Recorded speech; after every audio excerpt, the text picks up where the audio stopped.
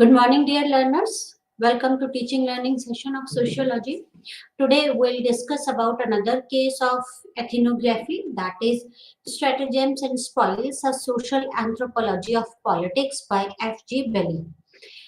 This is a book by F.G. Belly and is an important addition in field of social anthropology. Why it is important in anthropology? Because it traces the way in which the political institution could be understood and can be understood by looking at certain rules and regulations, very much like games that one plays and the rules that are associated with these games. Why this is an important book in anthropology, in field of anthropology? Because it traces the way, because this book traces the way the political institution could be understood. How can we understand the political institutions? And it can be understood by looking at certain rules and regulations. That is like in a game there are certain rules and regulations. Specifically in political institutions there are certain rules and regulations, and this book describes how the institutions can be understood by looking at the certain rules and the regulations, right, associated with these institutions, right. The work is rooted in the positive ideology that rests on the two central assumptions, namely that the world has discoverable order and that knowledge pertaining to that order has been made of segments that have already undergone experimentation and whose validity has been determined. And the idea is that social behavior can be observed, the regularities within the observed and the rational connection between the two can be drawn. So it is a positive ideology and it is based on the two ideas, that is the two central ideas, right. One central idea is that that the social order, that we can understand the social order, right, that this order is discoverable, right. And that this society has undergone the experimentation and whose validity has been determined, right. And then the idea is that social behavior can be observed. We can observe the social behavior, right, the regularities within it, observe the rational connection between the two can be drawn, right. So how could we understand a political system as a game? As in this book, the FB Belly tried to explain the political system as a game, right. Belly begins his understanding of a political system by equating it to the game, and hold that just as there are the rules in the game and competitors agree on what those rules are, in similar manner politics also has certain mutually agreed rules. This is very clear, right. Like in games there are certain rules and regulation, and the both the parties, that is the both the players, have to agree, mutually agreed on those rules and regulation, and should stick to those rules and regulations. Similarly in politics, everybody said that similarly in politics there are certain rules and regularities, and that as there are the rules in the games, right, and both the competitors agree to follow those rules, right. After a point of time, politics resemble less of a game and more of a fight, in which the final objective is not to just win a game, but rather to destroy that game, in such a way that a new set of rules may be established, right. So FB Belly said that it started like politics always started like a game where there are certain rules and regulations, and both the parties agree to follow those rules. But after a certain period of time, right, this politics resemble more from rather than a game, it resembles fight. It resembles more like a fight, and the final objective of this politics is to not only to win the game, right, to win the game, but also to destroy the game in such a way so that they can establish the new rules as per their requirements, right.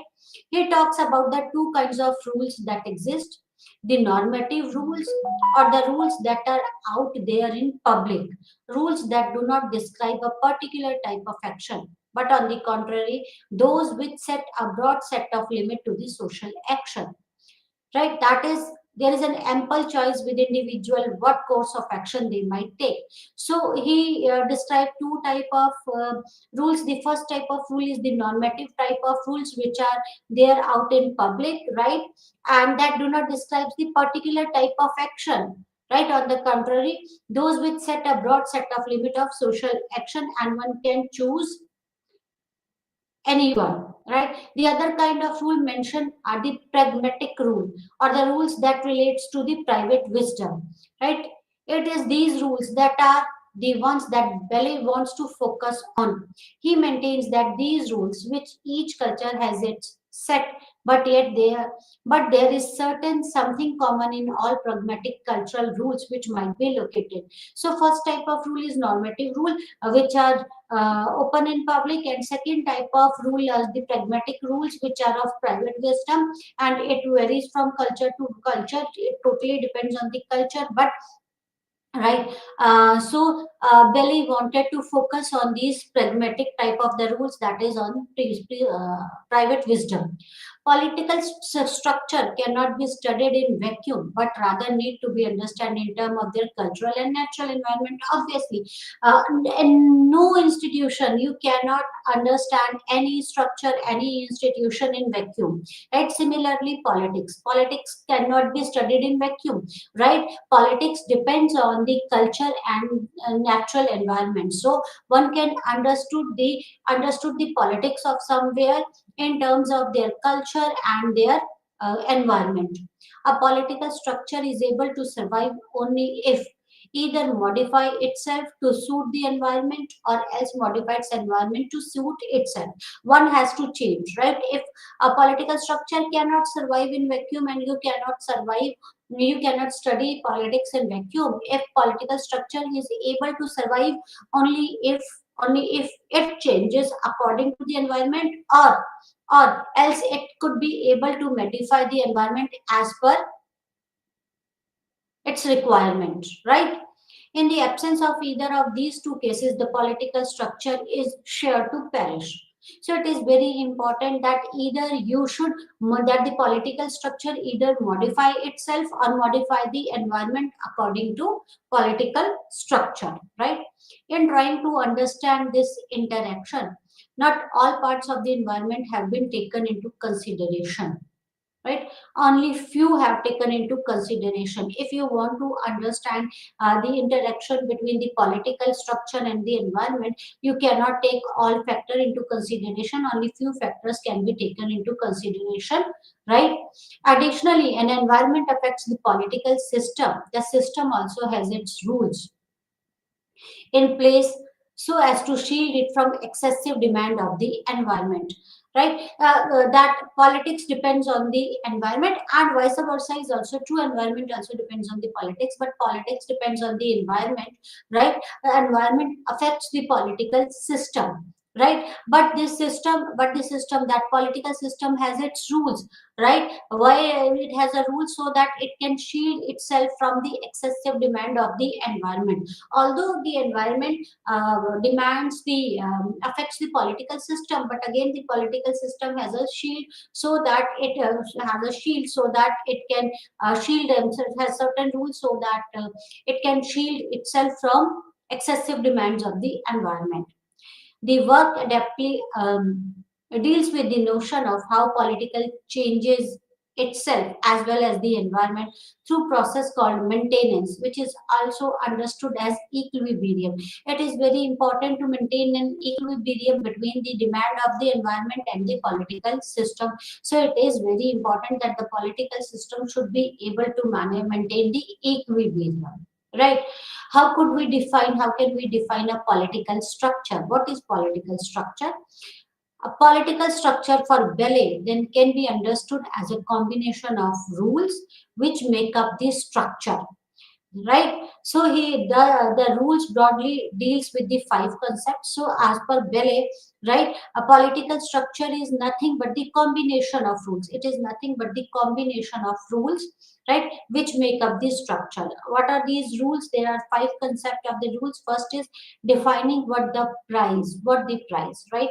The end result is well action that makes one worth T of prize. The prize is culturally defined and is comparable to something like power or honor in everyday setting. So first rule, the political structure is what is the prize? What will you get at the end? Right? It could be power, it could be honor, or anything else. So what is the prize? The second thing is it must be something that is scarce and not easily achievable and is valuable, right? So it is, there must be something which cannot be achieved easily and it should be valuable enough. This value creates this value creates well as regularizes the competition that takes place, right? So there should be competition and there should be a regularization of the competition. These values are also symbolically and culturally defined and they need to be repeated for them to be kept alive. Right? See, there are the five rules. First is defining the price. What is the price? Right. Second is there it must not be easily achievable and should be valuable. And value should be like that. It should be values are symbolically and culturally defined, and all these should be reported repeated for them to be kept alive, right? If you want the value should be repeated again and again, so that they could be kept alive, and that should have certain importance, right? Defining who is qualified to participate is the bid to win a prize, right? Then again, it is very important that one should define who could able to, who should be a, who can who all can participate, right? Political system, what is the political structure? Political structure is a combination of rules. First is there should be a prize, right? Prize is anything which has a value, right, and should not be easy to achieve. Second is defining who is qualified to bid, who all can compete, right, to win the prize. The political structure recognizes that least three groups from within which people are eligible for a political structure. The first is the political community, which marks the broadest boundary of a political structure. Beyond this structure, the rules no longer apply and it helps distinguish the insider from the rest. So, first is there should be a political community, right? There should be a community. The second is a political elite, which is a part of political community, and it is from this pool that people can be chosen that can compete with another for a certain power and privileges. So first is there should be a political community. Second is the political elite, which should come from this political community or which should be a part of this political community. And finally, there are the teams, which is how people in political structure should organize themselves. There should be a well-defined hierarchy, right? It is usually how supporters are mobilized and the team that is based on achievement and in associations, right? So second was this. Third is defining the composition of competing team, right? The composition of the member may be a certain from the political community, right? See, what should be the composition of the members, right? It should be well defined. Within its layers, the group and elites, even deeper still, are state political teams that are made up of which fight for the prize, right? At the center, all this is the leader, and depending on whether team is morally obliged to the leader and so part of a group, or whether there are a contractual basis. So we discussed the three. There are five rules. We discussed the three. First is there should be a well-defined price, right? What the price is, we should define the price. A price should be something which is valuable and should be difficult to achieve. Second is defining who all could participate to win the prize, who all could bid to win the prize, right? Uh, Again, there are certain things like there should be a political community, there should be political elite, and the political team is required. The third point which we discussed, is defining the composition of the competing team. There should be a well-defined composition of the political team. That like there should be a leader and other positions that should be well defined, right? Defining how the competition will take place and also making clear what accounts as fair fair practices and what accounts as the unfair practices in the game. So there should be a well defined rules, right? That is how the competition will take place and what accounts for the fair practices, right? The rule about the composition not only constrain the behavior of those who are taking part, but also promote the sense of order and ensure that the lines of communication are very clear and these messages that are passed across are known as confrontations. These messages may lead to public display to their strength, display the resources available with each team, which is termed as encounter, right? So there should be a well-defined rules of the game. And fifth is defining what procedure is to follow in case of rules are broken. Right. So in political structure, there are mechanisms which ensure that each in case there are opposing views between the contestant, then this can be taken care of through the role of mediator. And the role of would-be mediator is not to fix, can change from one situation to another.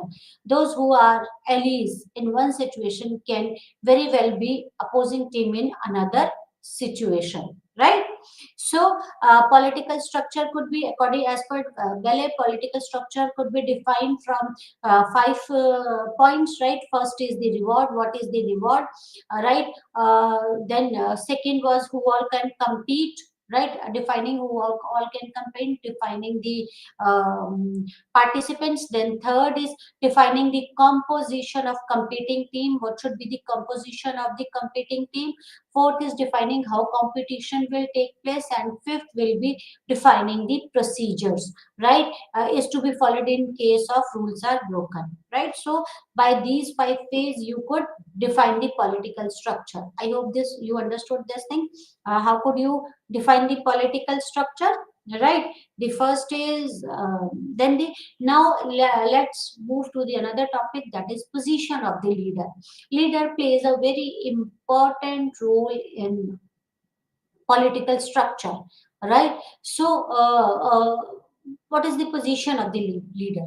There are two major kind of understanding when it comes to the politics and roles of leader plays. One, cultural understanding believes that all men are equal, and by virtue of that they should have equal amount of political power. On the other hand, are the culture which proclaims that proclaims the opposite. That is, not all men are born equal, and that only few chosen ones have the right to rule. So, if we define the leader, it varies from culture to culture. As per one culture, right? What it consider that one culture consider few culture or one culture considers that the all men are equal, and by virtue of that, they should have equal amount of political power. And as per another view, that another view of another culture, that other culture proclaims that all men are not equal, they are not born equal, right? Only few of them have been chosen. Only few of them, those who are elite, right, are the chosen one, have right to rule, right? Only the few chosen one have right to rule, right? And there are third kind of understanding that space between the two. To be able to become a leader is just not a matter of being born in the right group, but it also depends on the skill that can be acquired. So there are three point of views as per the culture. The first is all are equal, and by virtue of that all can be leader. Second is all are not born equal, right? And they are not born equal, but right, they have a certain only the chosen one, right, have right to rule. And the third is that it space between the first 2 points, that it is not that the leader is not just a matter of born in a if of being born in a right group, but it also depends on the skill set which can be acquired, and anyone could be leader if one can acquire those skill sets, right? What are the various roles of a leader, right? In order to the smooth functioning of a political team, it is important to take some decisions within the group, and that other members should follow those decisions, right?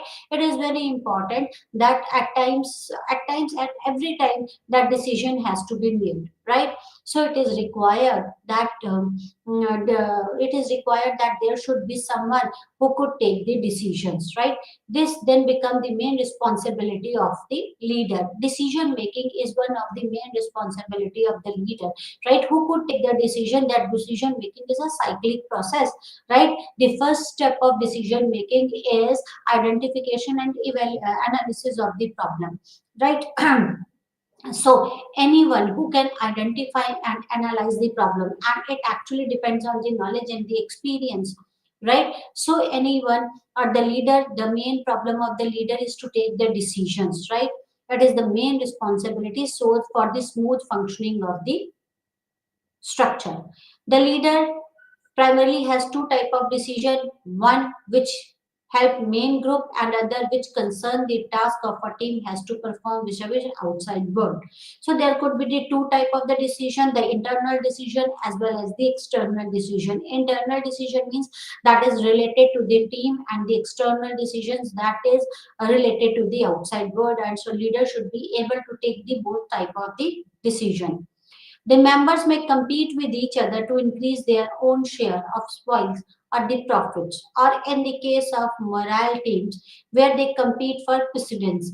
It is the leader then who has to mediate and resolve the issues, right? There could be competition among the team members, right? And if, suppose if there is a competition among the team members, then it could create a problem. It could create a rifts between the team members, which could harm the political structure. So it is the responsibility of the leader at that time to mediate and resolve the issues, right?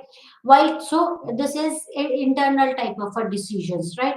While taking these decisions, the leader need to make sure that the balance of the three kinds of action that occur in the group. So when the leader is making these type of the internal decision, there should be a balance, right? It should not harm the political structure, right? First, a decision that most agree upon, that is the consensual decision. Again, the type of a decision depends on the leader, what type of a leader it is. But important is, while one is taking a decision, the internal decision, it is good that the decision should be consensual decision, that all should agree or the majority should agree to that decision. Then only it could be easier for a leader to implement that decision, and everyone will follow that decision, that it should be consensual. The second decision, where there isn't any time for the discussion and it is necessary to enforced upon the group. And another first is the group should, the decision could be consensual, but at times, suppose at the time of emergency, it is not possible to carry out the decision, right? Then it is important to enforced upon the group. The decision should be enforced upon the group, and everyone should follow those decisions. And finally, the decision, there are the that is so consensual, that is not taken by anyone in particular, and is agreed by all, right? And there could be another type of decision that no one has taken that decision, that is so consensual, right? That is not taken by anyone, but still it is consensual and is agreed on by all, and everyone is ready to follow those type of a decision. So it could be decision. The first and the foremost thing that leader is required to make a decision should be strong enough to take a decision. Decision could be related to the internal matter. Decision could be related to the external matter. So leader can take a decision in three ways. It could be consensual, right? It could not be consensual. One can force upon, leader can force upon his views on the team, or other is bureaucratic system type, right? That those decisions are so consensual, that is not taken by anyone, but is agreed by all, right? What are the characteristics of a strong leader, right? The major difference that exists between the strong leader and weak leader is the stronger leader commands, while weak leader asks for consent, right? Strong leader commands, give the commands, while the weak leader asks for the consent. A strong and a good leader also understands that a contract group, the followers have to be always treated as an individual, not as a group. Right. So first difference is the first characteristic of a strong leader, that the strong leader commands. The strong leader understands that in a contract group, the followers have to be treated as an individual, not as a group. So one should treat them as a individual. Their requirements are different, and therefore not everyone needs to be kept happy at the same time.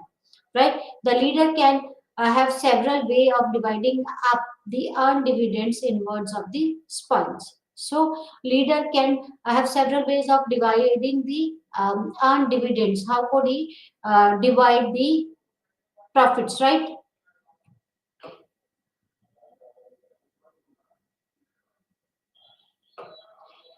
These could be in form of material good, they could be in form of titles, or can be handed over to the followers. So it is important that one should divide the dividend, and it could be in the form of goods, right? It could be in the form of title or the status. But material resources as well as the power positions are important in games, right? Good leadership, nevertheless, is only about the material goods but also depends on the skills, right? So F.G. Belle explained about the political structure, right? What the political structure is and how can we define the political structure, right? Now we'll take up another case of ethnography, that is the street corner society, right? Street Corner Society was originally published as the Street Corner Society by W.F. White, that is William Fett White. The Social Structure of Italian Slum by University of Chicago Press in 1943. This book was published by Chicago Press in 1945, written by the William Foote White, W.F. White, right? And it describes the social structure of Italian slums, right? It has been called a classical study in field work and the participant observation, ethnography, right? Uh, Field study, field work, as well as the participant observation. This is a classical study. It has been republished several times over a year. It is a description of behavior of some individuals organized into different groups in an Italian slum area of American city. Right. So this book has been first published in 1943 by the Chicago Press, and then this book has been republished many times. And this is a classical study of the field work and the participant observation. What this book describes, right? This book describes the behavior of some individual organized into different groups in an Italian slum area, right? So it has been study of the groups who have been organized in the certain who organized into different groups, right? The data is drawn from a 3.5 year for the study of district, which he called as the Corneville, right? So data has been collected from the district Corneville, and it took around 3.5 years to collect the data for this study. Spending time in the area helped the WH to help him to understand closely how the social structure of street corner gang changed over the time, right? So White spent almost 3.5 years or more than that with the participants, and spending time in that area helped him to understand closely how the social structure of street corner gangs changed over a time. That he observed that there is a change in the social structure, and he tried to understand how the social structure of those street corner gangs, right? Street corner gangs have changed. What impacted that change? His work has challenged the assumption that slums are inherently disorganized. We normally carry this idea that slums are inherently disorganized. So his work challenged the assumption that slums are inherently disorganized. Though his work, through his work, he sought to bring out the degree of organization in slums. So he tried to explain how organized the slums are. They are not inherently disorganized. His writing implied that the social researcher do not understand the nature of organization in slums and hence refer to them as a disorganized. There is a degree of organization, and as per White, right, the social researcher do not understand the nature of organizations of slums, so they refer to them as disorganized, although there is a uh, well defined or well organized structure in slums. According to Street Corner Society to White, right, the character of slum organization cannot be understood until more sociologists shift their emphasis from social disorganization in order to investigate the process of social reorganization. Right? Street corner society can be seen as an attempt in this direction. And this is a study about social interaction, networking, and everyday life among the young Italian American men in Boston North End, Cornevilla during the later part of Great Depression. Right? So, this study was carried out in the slum, right? What slum, and the population was Italians, right? Italian American men, young Italian American men, and he carried out this study in the Boston North End, that is in Corneville, in the district Corneville of Boston North End, and the time was after later part of the Great Depression, and he tried to understand that the White tried to understand the social interaction, networking, and everyday life, right? Everyday life of the young Italian men, Italian American men of the district Corneville of Boston North End after a part of a little later part of the Great Depression. So I hope you understand who carried out this study. White carried out this study. The population, the subject of the study were the Italian American youth, right? And this study was carried out in the Corneville, right? Is that is the Boston North End. And what was the objective? What was the purpose of this study? That is, the objective purpose of this study was to understand the social interaction, networking, and everyday life of these young Italian American boys, right? Corner boys versus college boys, social relations and leadership pattern. So the White tried to understand the difference between the corner boys and the college boys. What are their social relations and what are their leadership pattern? In the first part of the book, there are comprehensive account for the establishment and systemization of local gangs. So he tried to he tried to explain the how these he tried to explain the account and the establishment and the systemization of those street local gangs.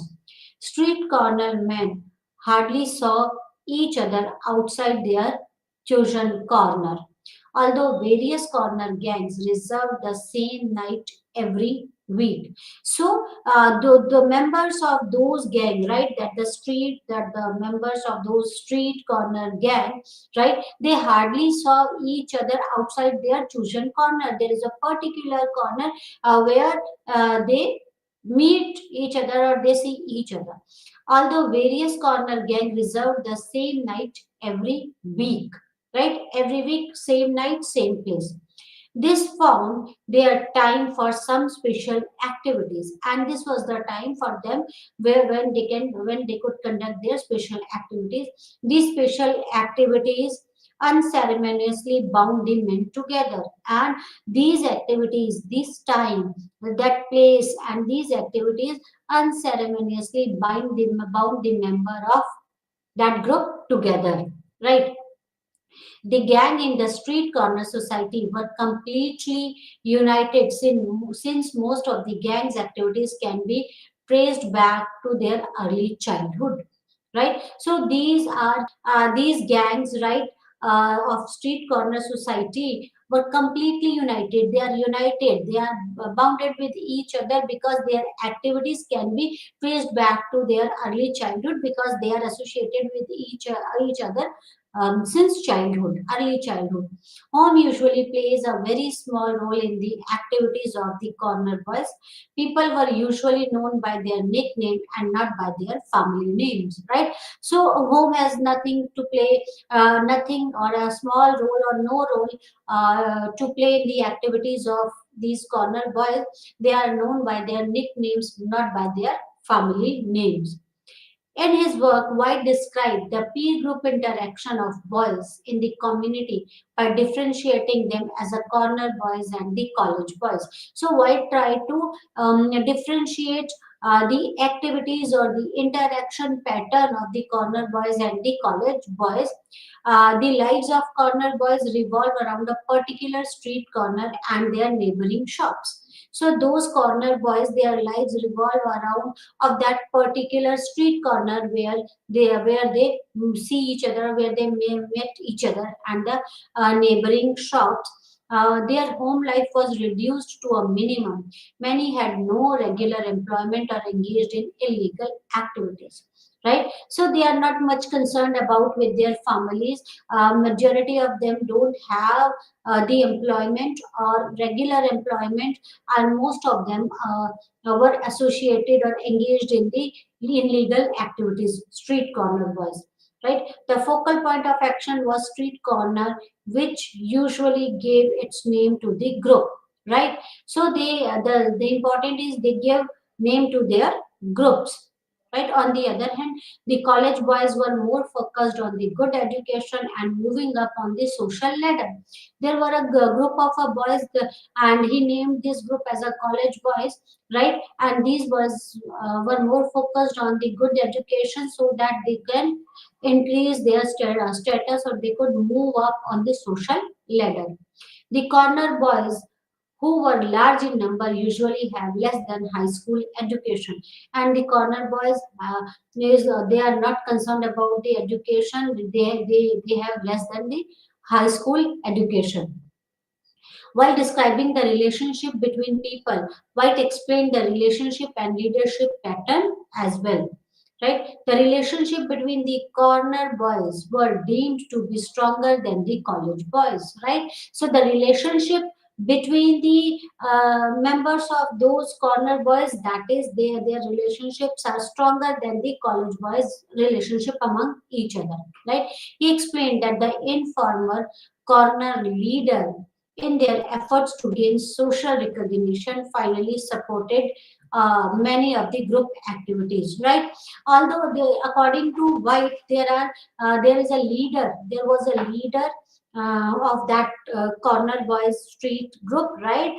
And that leader was an informal corner leader. That leader was not appointed leader, but it was an informal corner leader. And he tried to support many of the group activities, right? Whereas bonds of thrifty college boys who already are able to conform to some aspects of the middle class value that they wish to achieve were rather weak, ready to break whenever in collision with the personal betterment. So, as per White, that those college boys were selfish type of boys, right? Right, they were ready to. The association between the college boys were not that strong, right? They were ready to break whenever there is a collision with the personal betterment. If one has to choose the group or the personal betterment, right? As per White, those college boy always choose their personal betterment rather than the group. They are ready to move apart from that group, right? While there is a strong bond between the street gang boys. For corner boys, the most important criteria in relationship to other is loyalty and the way one acts in the personal relations. So, for corner boys, loyalty is the most important aspect, and another is how one acts in a personal relationship. Whereas social aggressive college boys judge a man according to his capacity to advance. How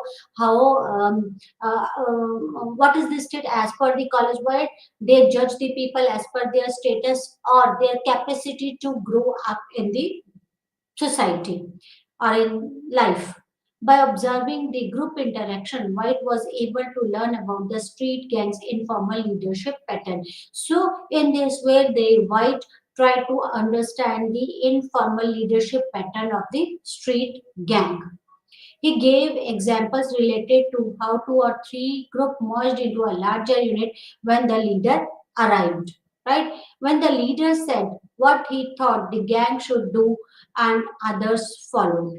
Right? So leader is the one who commands and everyone else followed in this street gang group. Right?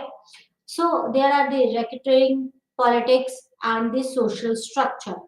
In street corner society, White described a social building and deeds of carnival in addition to the corner boys. He described the corner boys, he tried to explain the college boys and compare and contrasted the lives of the corner boys and the college boys, right? Apart from this, White describes the social buildings and the deeds of carnival in addition to the corner boys. So he tried to explain the social building and the deeds. In part two of the book on racketers and the politicians, he brings out the relationship between the corner boy, racketers, and politicians. So he tried to explain the relationship of the racketers and the politicians, and he describes, he tried to explain the social buildings and the deeds of the carnival. He described how each of them is useful to another and how different relationships develop. So he tried to explain that how political system and that street corner gangs, how they are important for each other, right? How they are important for each other, and how their different relationships develop among themselves, right?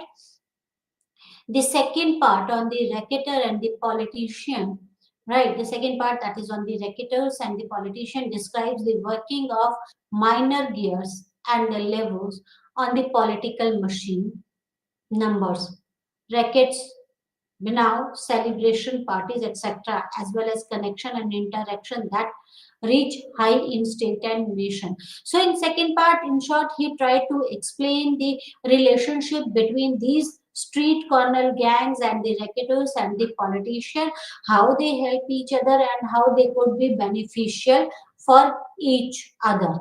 Right. In his book, he confirms that in 1930s, the racketers were almost the only men seen on the street, right? They are, and they were also among the beneficiaries who had money and the political influence. White's purpose was to expose in detail the street gangs, social, criminal, political organization. These constituted alternative career path for the racketers and the politicians, right? So, in the second half of his book, he tried to explain or he confirms that in 1930s, racketers were almost only men seen on the streets and they had money and the social influence, right? And White's purpose was to expose in detail the street gangs, social, that street gangs as social, criminal, and political organization. They have a social organization, they have political organization, and they are criminal. They have political organizations, right? Associated with the political organization, right? These constituted the alternative career path for the racketers and politicians, right? For Carnival's politician, there are five prongs to their speeches: race, class, the candidate's personal appeal, his qualification for office, and the statement of his political strength. right? This impact their relationship between different gangs and who will offer political support to them. So, for carnivals in late 1930s and afterwards, right, the politicians, there are five prongs to their speeches. They speak about the race, that matters them a lot, the class, right, and the candidate's personal appeal. What is the personal appeal of the candidate? What will he do? His qualification for the office, right, and the statement for the political strength, right? Why should one elect them? And this impacts and his speech, these speeches impacts their relationship between the different gangs who will offer political support to them. Right. The racketers often serve as a mediator between the corner boys and the politicians. Right. So there are actually three groups: the corner boys, the politician, and the racketers. And the racketers are the mediators between the corner boys and the politician. The effect of the racketers on the carnival can be distributed into three classes: the daily life of the corner boys, the representative, and the social structure.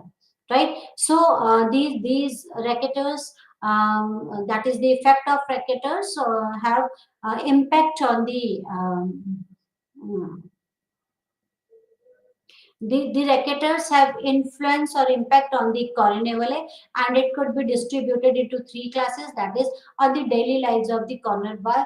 What is the impact of racketers on the daily lives of the corner boys? The second is the representatives, right, and the social structure, right? There is a well defined social structure and their representations, right? Racketers exert influence on both corner boys and the politician, and thereby the entire social structure of the carnival, because they are influential. As he said that in 1930s, right, only racketers were on the road, right? So they have influence both on the politician as well as on the corner boys. And so they have influence on the entire, so they have influence on the entire social structure of the carnival. So they exert influence on entire social structure of the community, because they have impact on the politician as well as the street corner boys. Reciprocal obligation do not play its role only at street level. Interconnected words of racketing and the politics. So there was a reciprocal obligation, right? There should be profits of both, that is of the racketers as well as of the politician and of the street corner boys. So this reciprocal obligation do not play a role only at the street level, but also at the racketeering and the politics, right? So there is a close association between the street corner boys, the racketers, and the politics. Right? Methodological contribution of the street corner society. White carried out his research using a method of observation. He spent almost 3.5 years, right, with the participants. Participant observation is a method which has many tension and the contrast, right? What are the tensions? What were the tensions associated with this type of a study? In an unfamiliar setting, it offers a certain flexibility to the researcher. It is a method which required time, a year or a more, and the White spent around 3.5 years to collect the data for this study. Right? It was an unfamiliar setting, and could be difficult for researcher to settle down in that unfamiliar environment.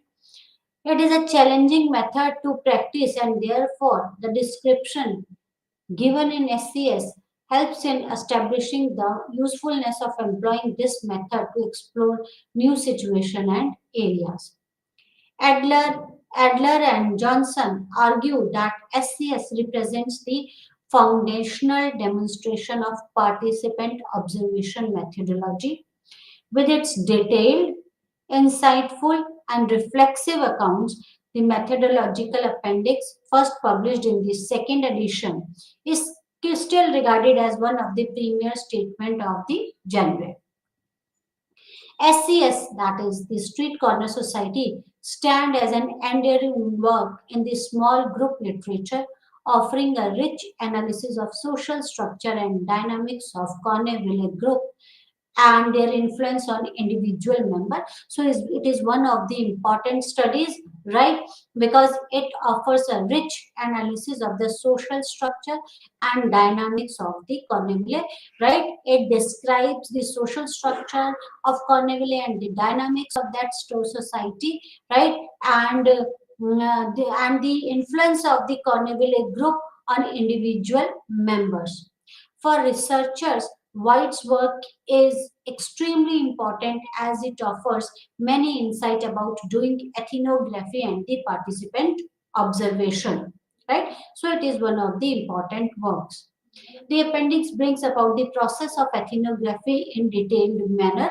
So in appendix of this book, that how this research or how the what is the process of ethnography, it has been given in detail, and the process of entering the field, the problem he faced while doing so, and the challenges of collecting the data and living with it before being able to produce some coherent text around it. So in appendix, he explained the problems he faced, the challenges he faced to collect the data, and what all other things should be there while carrying out that participant observation method that has been described in detail. He talked about being immersed in a mass of confusing data and attempted to organize that data, right? So it was that is at time White immersed in the mass of confusing data. It becomes at that time, at times the researcher may get a large amount of data, right? Could have a large researcher could have a large amount of data, and it could create a confusion, and it could create a confusion to organize that data. He described the anxiety and challenges faced by the researcher in various phases, that is, in initial contact to middle stages of research and also when research is ending. So, he described the type of anxiety the researcher faces during the various stages of research.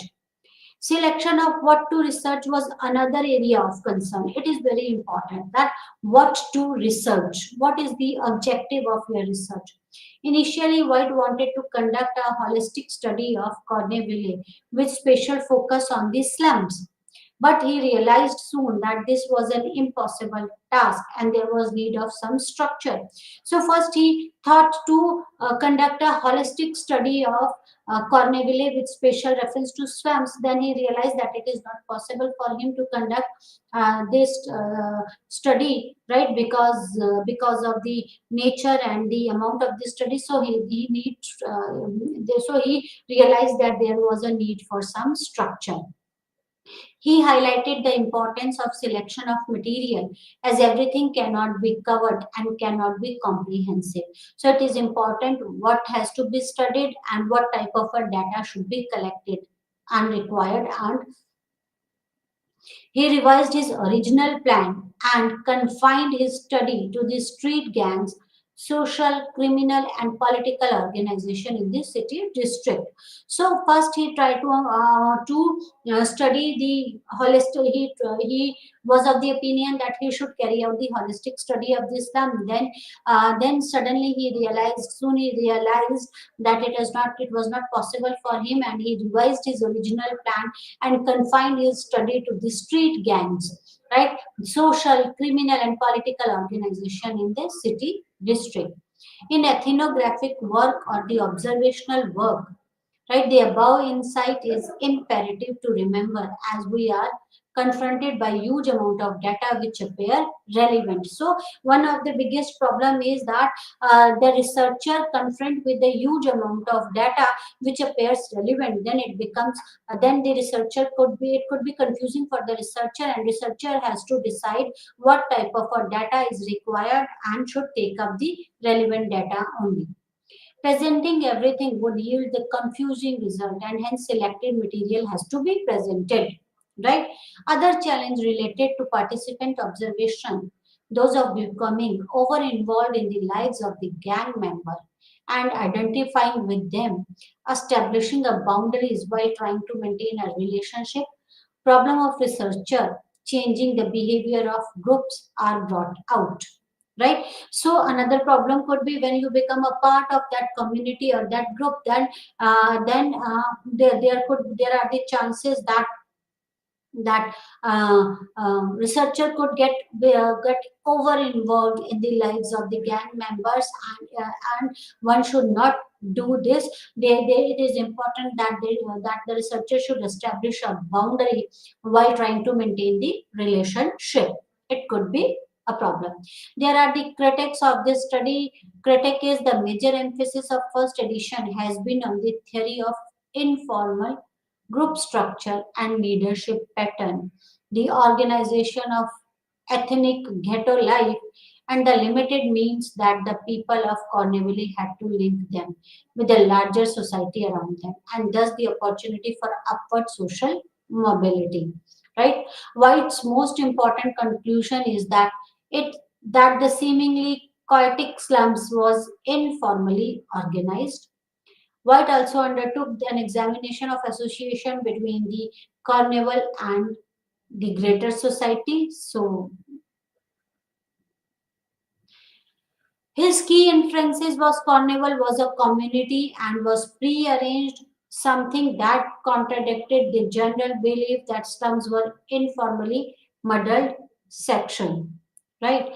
He also explained this in his study that revealed the type of gang connections and their links with the gambling, party politics, and racketeering government.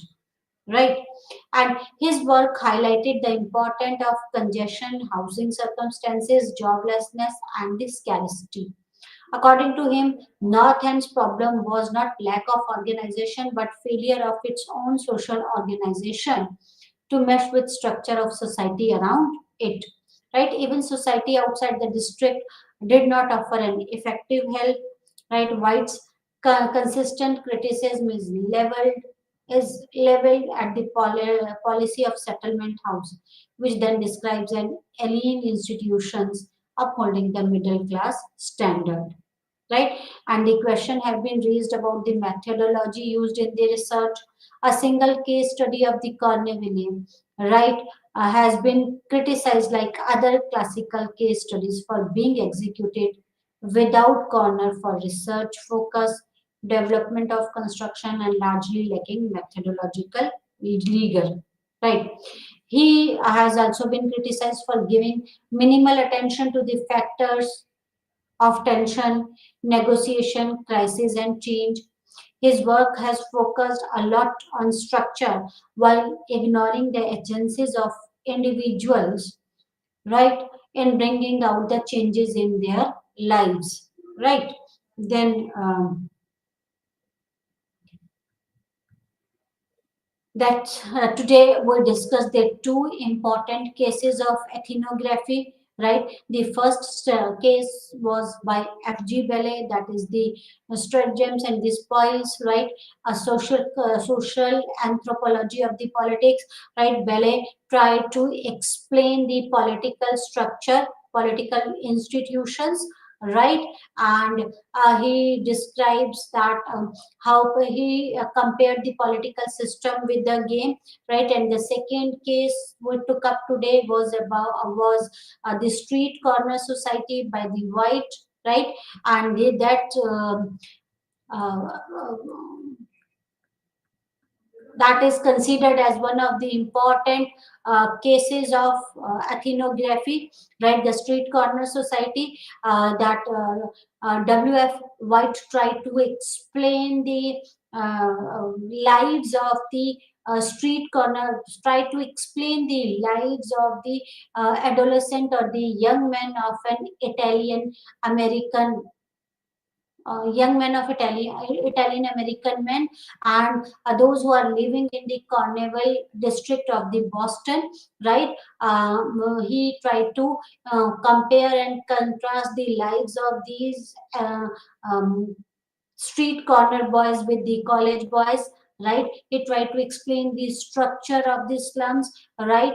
Then in the second part of the book, that is the street corner society, he explained about the associate the role of these street corner boys and the um, racketers and the political system. He explained the association or the relationship between the street corner boys and the racketers and the politics, and how it has impacted the lives of these street corner guys, right? So this case is one of the important cases of ethnography, right? That's all for today. Thank you very much. Namaskar.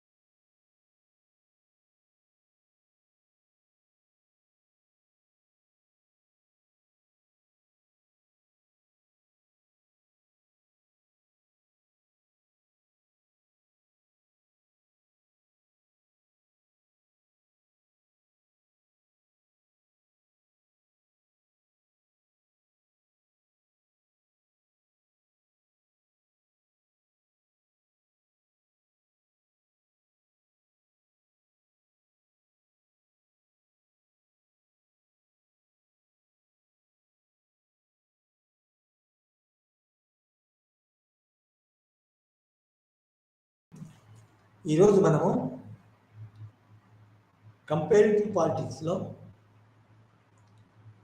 Important themes అనే టాపిక్ని continue చేస్తాం. ముఖ్యంగా పాలిటిక్స్లో ఏ themes ఉంటాయో, ఒక national politics కానీ లేకపోతే international politics కానీ ఏ థీమ్స్ ఉంటాయో, కంపేరిటివ్ పాలిటిక్స్లో కూడా అదే థీమ్స్ ఉంటాయి. కానీ కంపేరిటివ్ పాలిటిక్స్లో ఆ థీమ్స్ని కంపేరిటివ్ పర్స్పెక్టివ్స్తోని చదువుతాం. అదే కాకుండా కంపేరిటివ్ ఆ లాభాల కోసము చదువుతాం, ఆ బెనిఫిట్స్తోని మంచి రిజల్ట్స్ కోసం చదువుతాం. ఫర్ ఎగ్జాంపుల్, మనకి ఇండియాకి పాకిస్తాన్కి మిలిటరీ అండ్ సివిలియన్ రిలేషన్స్ ఏవైతే ఉన్నాయో ఆ రిలేషన్స్ గురించి మనం చర్చించినప్పుడు, డిబేట్ చేసినప్పుడు వచ్చే బెనిఫిట్స్ ఏంటంటే, పాకిస్తాన్లో ఏ విధంగా మిలిటరీ ఎల్లప్పుడూ ఎప్పటికీ ఫ్రీక్వెంట్గా చాలాసార్లు ఇంటెన్సివ్ అవుతుందో, జోక్యం చేసుకుంటుందో, దానివల్ల అక్కడ రాజకీయ అభివృద్ధి అంటే పొలిటికల్ డెవలప్మెంట్ జరగడం లేదు, స్టెబిలిటీ ఉండడం లేదు. ఆ స్టెబిలిటీ పొలిటికల్ డెవలప్మెంట్ లేకపోవడం వల్ల దాని యొక్క ప్రభావము ఆర్థిక పరిస్థితులపై పడుతుంది, ఆర్థిక రంగంలో నిర్ణయం తీసుకోవడంలో పడుతుంది. కాబట్టి మనకి ఏమనిపిస్తుంది, రాజనీతి శక్తులు ఏమి మన కంక్లూడ్ చేస్తారంటే, ఏమి తీర్మానిస్తారంటే, మిలిటరీ ఇంటర్ఫిరెన్స్ డెమోక్రసీ వచ్చిన తర్వాత ఈ రోజుల్లో పనికిరాదు, మిలిటరీ ఇంటర్ఫిరెన్స్ రాజకీయాల్లో పనికిరాదు, రాజకీయాలపై మిలిటరీ జోక్యం ఉండడం వల్ల అది చాలా ఆ దేశానికి చాలా నష్టానికి దారితీస్తుంది. సో ఆ విధంగా మనకి ఈ ఇండియాకు మరి పాకిస్తాన్కి కంపేర్ చేస్తున్నాం. సో ఈరోజు మనము ఇదివరకు మనము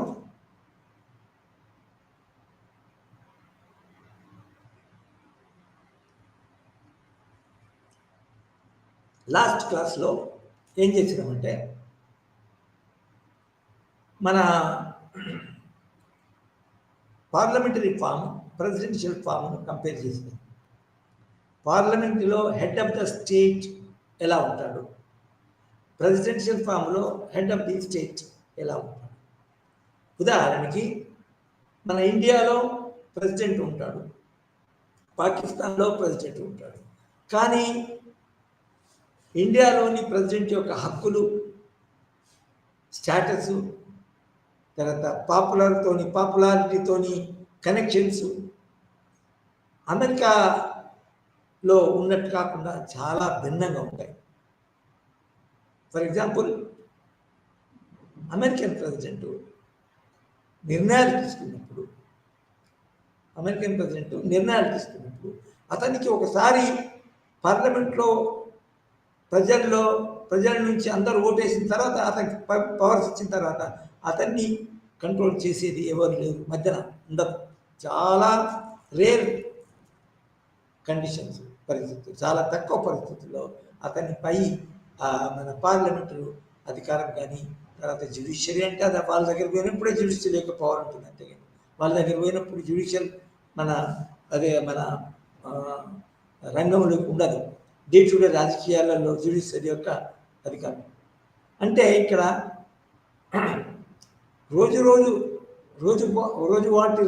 రోజువారీ రాజకీయాలలో ప్రెసిడెంట్కి అక్కడ పరిస్థితి, అక్కడి యొక్క మన అమెరికాలోని ఏ వ్యవస్థ కానీ కంట్రోల్ చేయదు. అదే కాకుండా కానీ ఇండియాలో మాత్రము president is the head of the state, is the protector of the constitution, but he is not the head of the government. President, head of the మన అమెరికాలో president head of the state as well as head of the government. Head of the government అంటే గవర్నమెంట్ను అతనే సొంతంగా నిర్ణయిస్తాడు, సొంతంగా నడుపుతాడు, సొంతంగా decision కార్యనిర్వాహక రంగానికి సంబంధించిన నిర్ణయాలని తీసుకుంటాడు.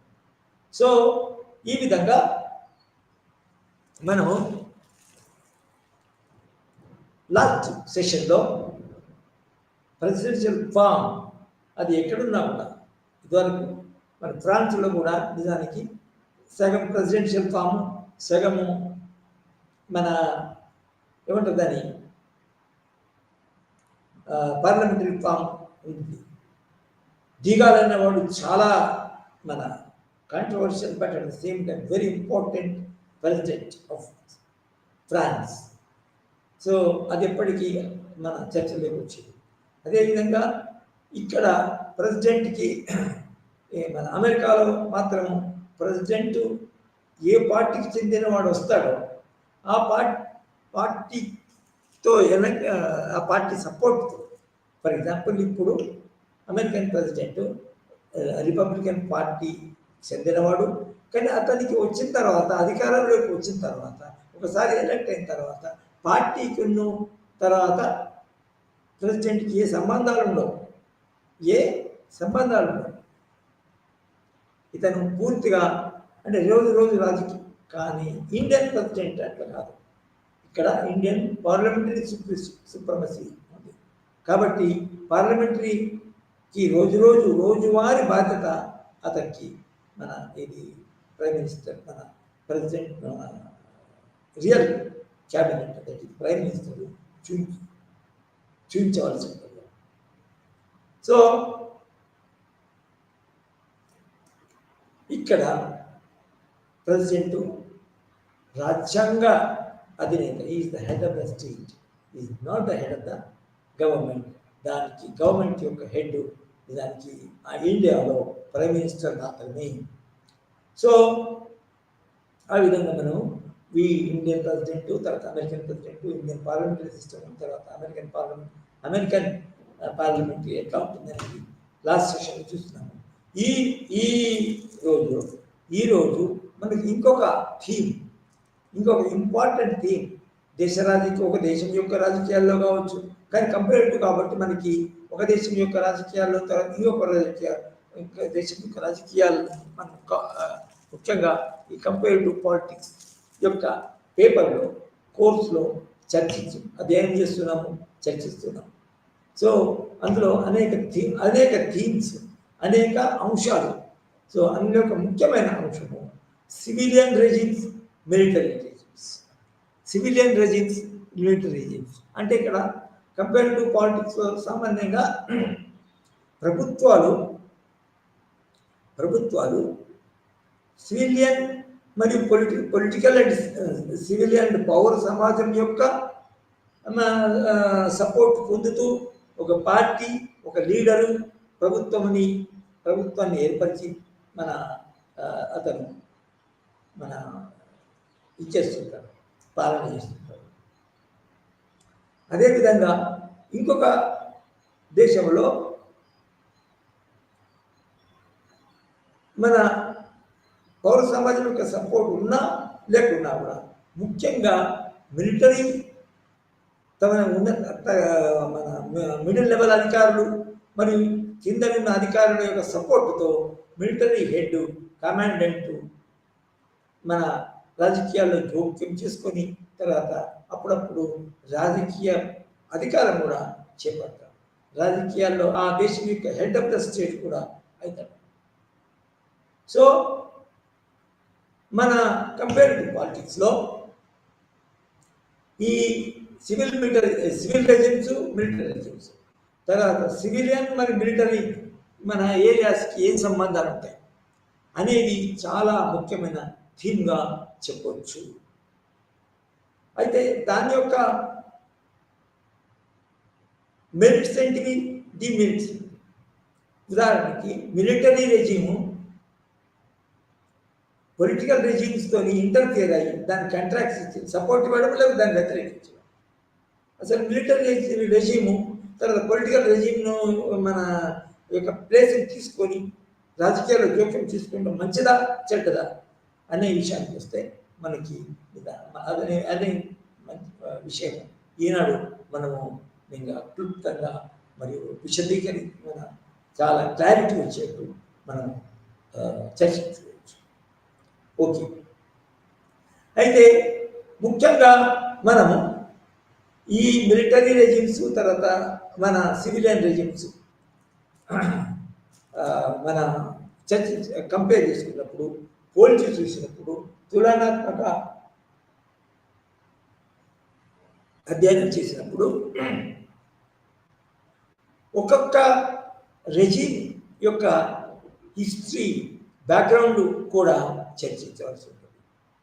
నిజానికి ఒక్కొక్క దేశం యొక్క బ్యాక్గ్రౌండు లేకపోతే దగ్గర ఉన్న దేశాల యొక్క బ్యాక్గ్రౌండు ఇంకొక దేశం యొక్క బ్యాక్గ్రౌండు తర్వాత ఇంకొక దిక్కు ఉన్న దగ్గర యొక్క దేశాల యొక్క నేబరింగ్ కంట్రీస్ యొక్క బ్యాక్గ్రౌండు వేరువేరుగా ఉంటుంది, చాలా వేరువేరుగా ఉంటుంది. సో ఆ వేర్వేరు బ్యాక్గ్రౌండ్ వల్ల నిజానికి మన మిలిటరీ మరియు సివిలియన్ సంబంధాలు వేరువేరుగా ఉంటాయి. ఒక దేశంలో మిలిటరీ సంబంధాలు ఇంకో దేశం యొక్క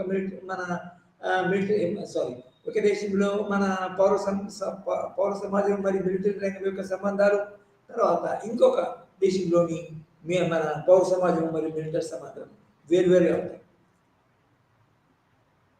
సో ఈ వేరువేరు ఎందుకుంటాయి, తర్వాత ఏది వేరువేరుగా ఎందుకుంటాయి, తర్వాత మిలిటరీ తర్వాత పాలిటిక్స్ రాజకీయ రంగంలో ఎంతవరకు ఎలా మన జోక్యం ఎటువంటి సంబంధాలు కలిగి ఉంటే బాగుంటుంది అనేది కూడా మనకి స్పష్టంగా తెలుస్తుంది. అయితే ఈ బ్యాక్గ్రౌండ్ విషయానికి వచ్చినప్పుడు మన ఇండియా మరియు చైనా ఈ దేశాల యొక్క బ్యాక్గ్రౌండ్ ఎలా ఉంది ఇది అంటే, ఉదాహరణకి ఇండియా మన చైనా ఒక ఇప్పుడున్న రెజీమ్ కమ్యూనిస్ట్ రెజీమ్ ఏదైతుందో 1949లో అధికారంలోకి వచ్చింది. ఇండియా చైనా 1949లో అధికారంలోకి వచ్చింది. అయితే మన భారతదేశం మాత్రము 1947లో ఇండిపెండెన్స్ వచ్చింది, కానీ రిపబ్లిక్ అని ఇది 1950లో ఏర్పాటైంది. రిపబ్లిక్ అధికారం మిలిటరీ అనేది పూర్తిగా రాజ్యాంగబద్ధంగా తన యొక్క డ్యూటీస్, తన యొక్క బాధ్యతను మన ఒక స్పష్టతతో మన నిర్వహిస్తూ వచ్చింది. అయితే ముందుగా ఇండియా యొక్క మన బ్యాక్గ్రౌండ్కు మనము చర్చిస్తే, ఇండియా మనకు తెలుసు బాగా బ్రిటిష్ యొక్క పాలనా విధానం, బ్రిటిష్ ప్రభుత్వం యొక్క పరిపాలనా విధానం ఎలా ఉందో దాన్ని ఎక్కువ మార్పులు చేయకుండా నిజానికి కొత్త ప్రభుత్వాలు, కొత్త పార్టీలు నిజానికి అవి తమ యొక్క పరిపాలన సాగించాయి. అదేవిధంగా ఇదివరకు అంటే బ్రిటిష్ ప్రభుత్వం ఉన్నప్పటి యొక్క పరిస్థితి ఎట్లా ఉందో ఆ పరిస్థితిని కంటిన్యూ చేస్తూ మిలిటరీ కూడా తన యొక్క బాధ్యతను నిర్వర్తిస్తుంది. సో బ్రిటిష్ కాలంలో మిలిటరీ ఎలా ఉండేది, బ్రిటిష్ కాలంలో మిలిటరీ తర్వాత సివిలియన్ రిలేషన్స్ సామాన్యంగా మిలిటరీ మన రూల్స్ అండ్ రెగ్యులేషన్స్ మన బ్రిటిష్ ప్రభుత్వం నుంచి, బ్రిటిష్ పార్లమెంట్ నుంచి వచ్చింది. సామాన్యంగా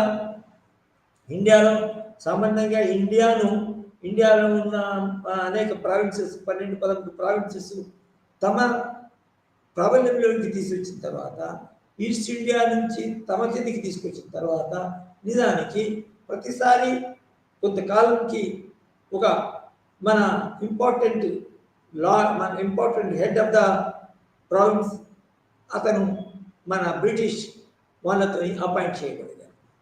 అతను బ్రిటిష్ నుంచి వచ్చి లార్డ్ కానింగో, లార్డ్ వెలస్లీ, తర్వాత అట్లా రకరకాల మన అధికారులు బ్రిటిష్ ప్రభుత్వంతో అపాయింట్ చేయబడి ఇండియాకు వచ్చి తమ యొక్క పరిపాలన చేసేది.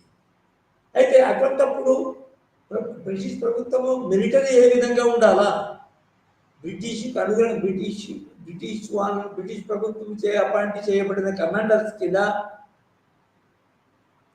మన నేవీ దళము, తర్వాత మన సైనిక దళము అంటే క్యాబినరీ సైనిక దళము, తర్వాత పదాతి సైనిక దళం అంటే పదాతి దళం, తర్వాత ఎయిర్ ఫోర్స్ యొక్క ఈ మూడింటి యొక్క ముఖ్యమైన కమాండర్స్ బ్రిటిష్ ప్రభుత్వం నియమించబడి ఇక్కడ తమ యొక్క బాధ్యతలను చేపట్టింది. అదేవిధంగా మనకు అంతేవిధంగా బ్రిటిష్ ప్రభుత్వము లేదా ఇక్కడున్న మన సివిలియన్ అధికారులు, మన నేవల్ పవర్స్ కానీ, పదార్థం యొక్క కమాండర్ కానీ, తర్వాత ఎయిర్ ఫోర్స్ కమాండర్ యొక్క సహకారంతో తమ యొక్క పరిపాలన సాగించింది. అందువలనే నిజానికి బ్రిటిష్ ప్రభుత్వం కాలంలో ఇండియాలో సామాన్యంగా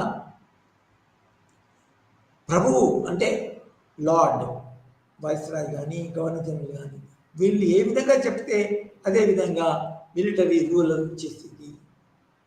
ఏ ప్రాంతాన్ని ఆక్యుపై చేసుకోవాలా, యుద్ధం చేయాలా అని చెప్తే అదే ఏది సివిలియన్ అధికారి, మన హెడ్ ఆఫ్ ద డిస్ట్రిక్ట్ ఏది హెడ్ ఆఫ్ ద ప్రావిన్స్ కానీ చెప్తే అదే విధంగా వాళ్ళు మన చేసింది. ఉదాహరణకి మన tribal revolution, Alluri Sitarama Raju tribal రివల్యూషన్లో నిజానికి ఈ మన బ్రిటిష్ అధికారి, బ్రిటిష్ రూలర్ ఎవరైతే ఉన్నాడో అతన్ని చంపమన్నప్పుడు నిజానికి అతన్ని పోయి చంపాడు. అంటే అతని అంత పెద్ద నాయకుడు, రాజకీయం ప్రజల్లో చాలా బలం కలవాడు, సమర్థుడు,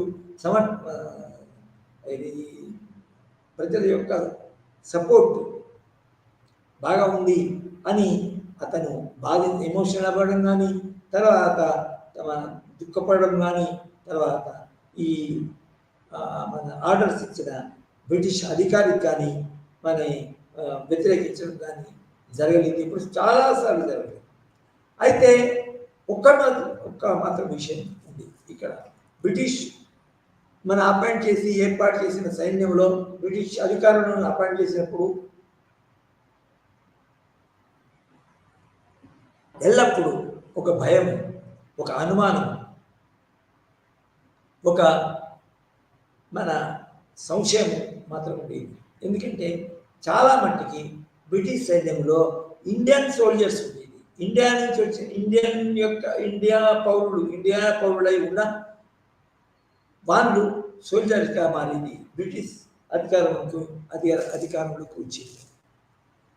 అయితే అధికారంలోకి వచ్చినప్పుడు చాలా జాగ్రత్తలు తీసుకొని బ్రిటిష్ వాళ్ళు ఇండియన్ సోల్జర్స్ కూడా అపాయింట్ చేశారు. అయితే ఇండియన్స్ బ్రిటిష్ సామ్రాజ్యము బ్రిటిష్ సామ్రాజ్యవాద ప్రభుత్వం కింద పనిచేసినప్పుడు మాత్రం సామాన్యంగా బ్రిటిష్ వాళ్ళకి లాయల్గా ఉండేది. సో ఆ లాయల్టీ వల్లనే వాళ్ళు బ్రిటిష్ వాళ్ళు ఇండియన్ స్వదేశీ సంస్థానాధిపతులను, తర్వాత ఇంకెవరినైనా కూడా మన ఇది జయించడానికి, అణిచివేయడానికి, తమ బ్రిటిష్ సామ్రాజ్యం మీద ప్రభుత్వం తెచ్చుకోవడానికి వీలైంది. లేకపోతే ఇండియన్ సోల్జర్స్ కనుక బ్రిటిష్ అధికారులకి మన సహకరించకపోతే దానికి వాళ్ళ పప్పు ఉడికేది కాదు. అయితే ఒకసారి మాత్రము చాలా పెద్ద సమస్యగా ఒక అంశము, కొన్ని పరిస్థితులు దారితీసింది. అదేం పరిస్థితి అంటే ఇండియన్ సోల్జర్స్ బ్రిటిష్ వాళ్ళ యొక్క మిలిటరీ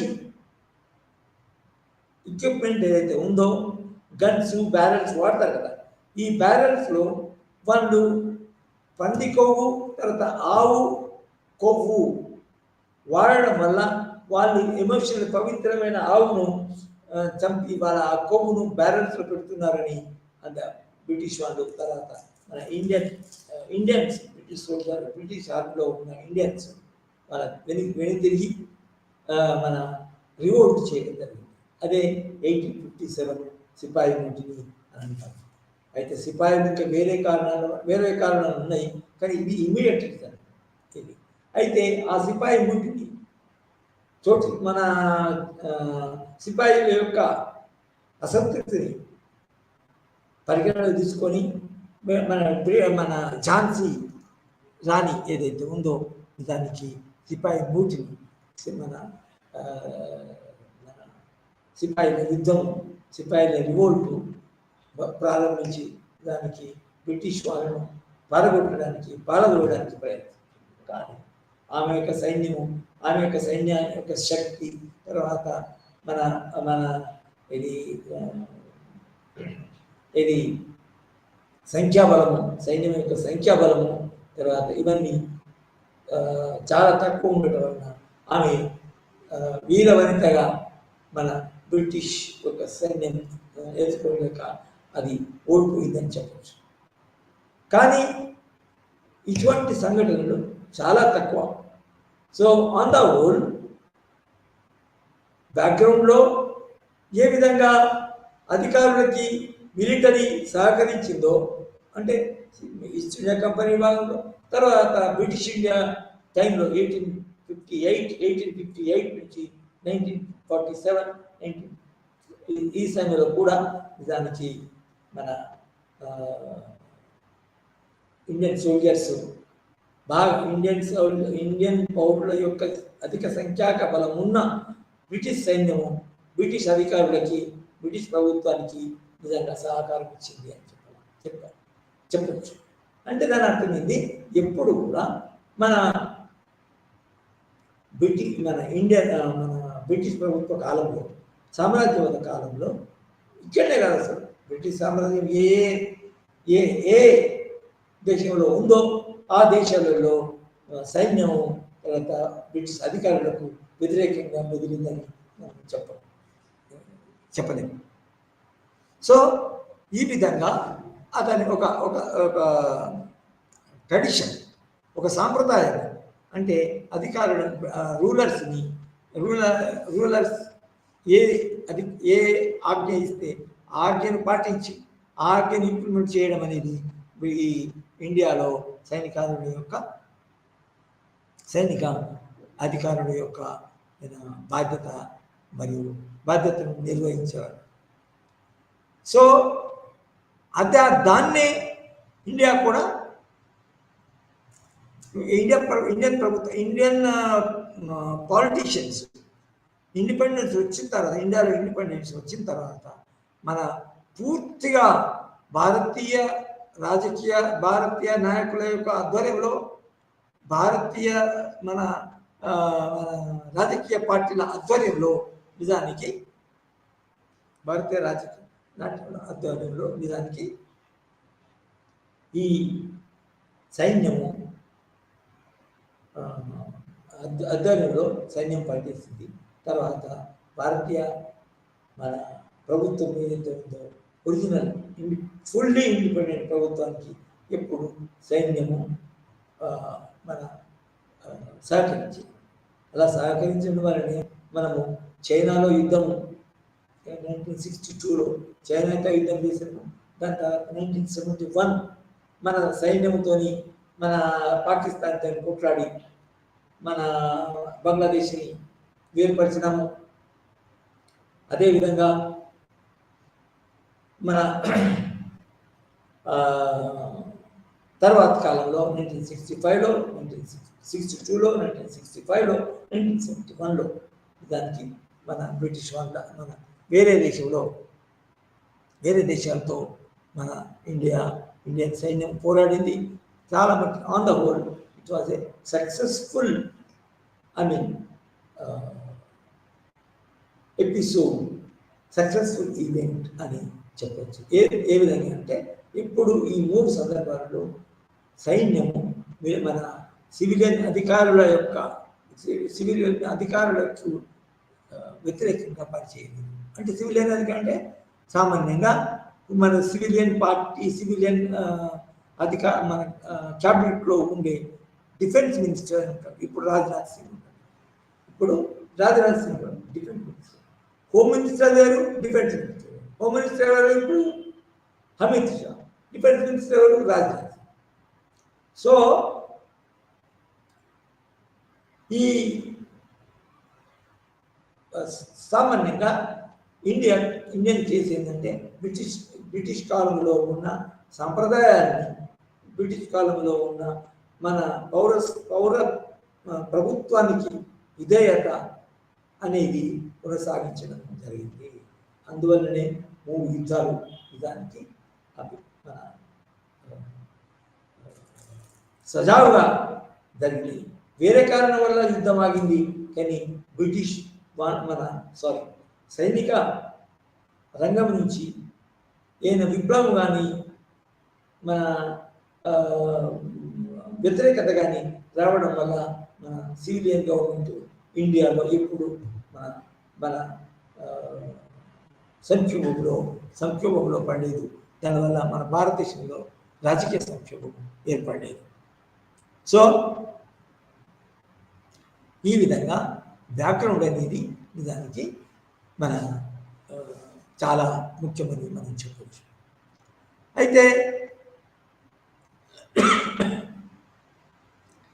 దీనికి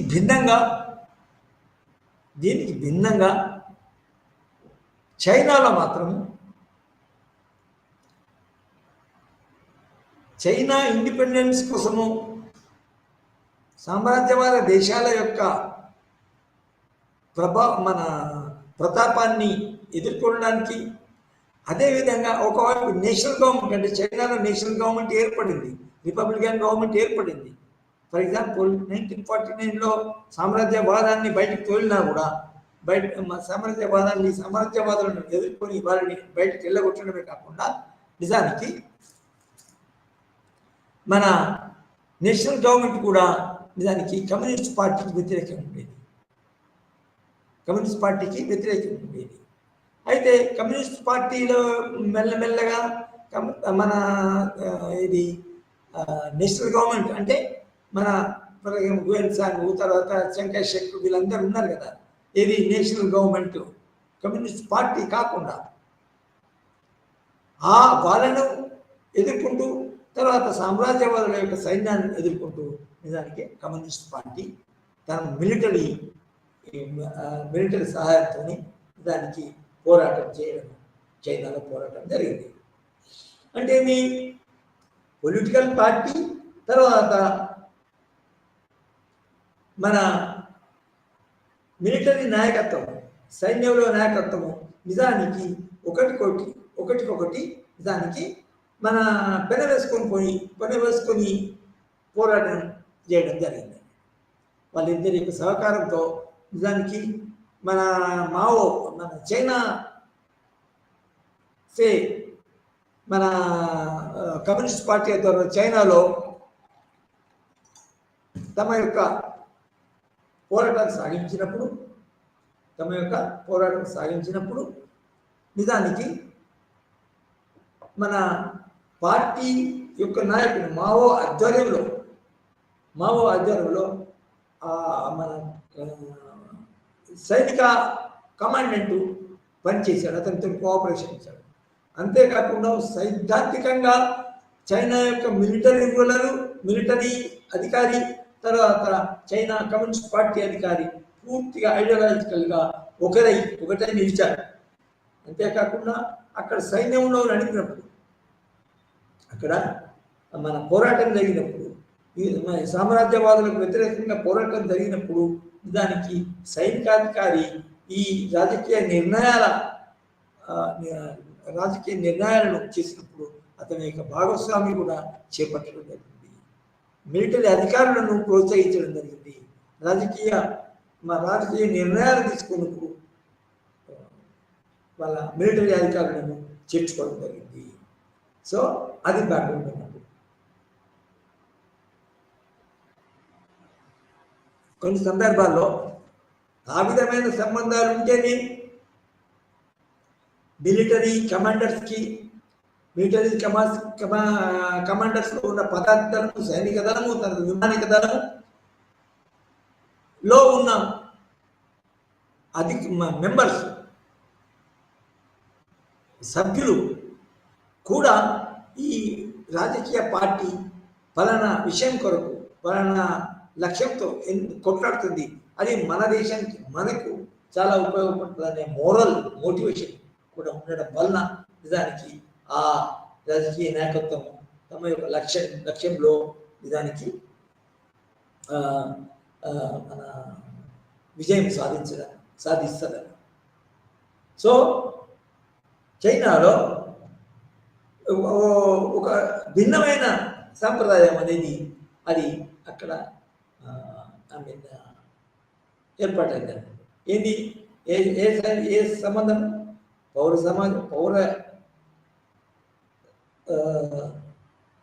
రంగము, పౌర సమాజానికి సంబంధించిన రంగము మరియు మిలిటరీ సంబంధం ఏదైతే ఉందో అవి ఒకటి పెనవేసుకొని మన తమ శత్రువులను సంబంధం చేయడానికి మన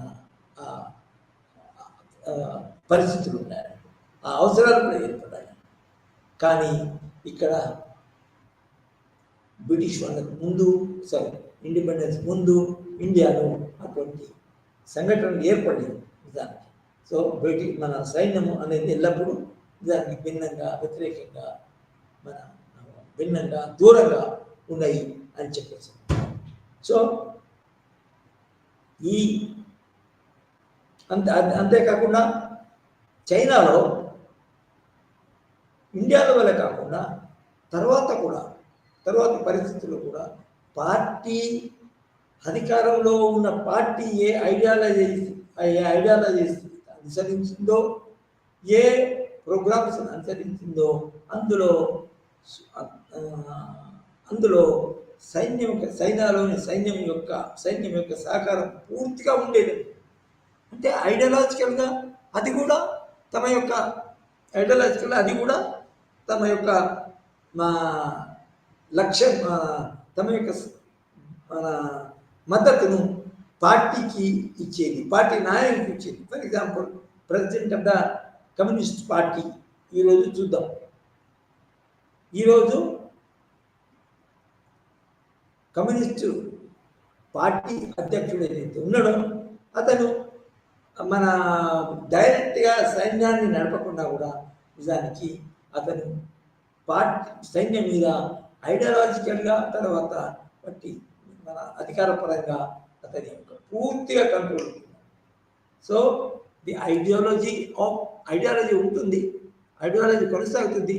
సామాన్యంగా మొదటి నుంచి 1949 నుంచి పార్టీ యొక్క పార్టీ యొక్క ఐడియాలజీ ఏవైతే ఉందో, పార్టీ యొక్క ప్రోగ్రామ్ ఏదైతే ఉందో ఆ పార్టీకి అనుగుణంగానే సైన్యం పనిచేసింది. ఉదాహరణకి చైనాలో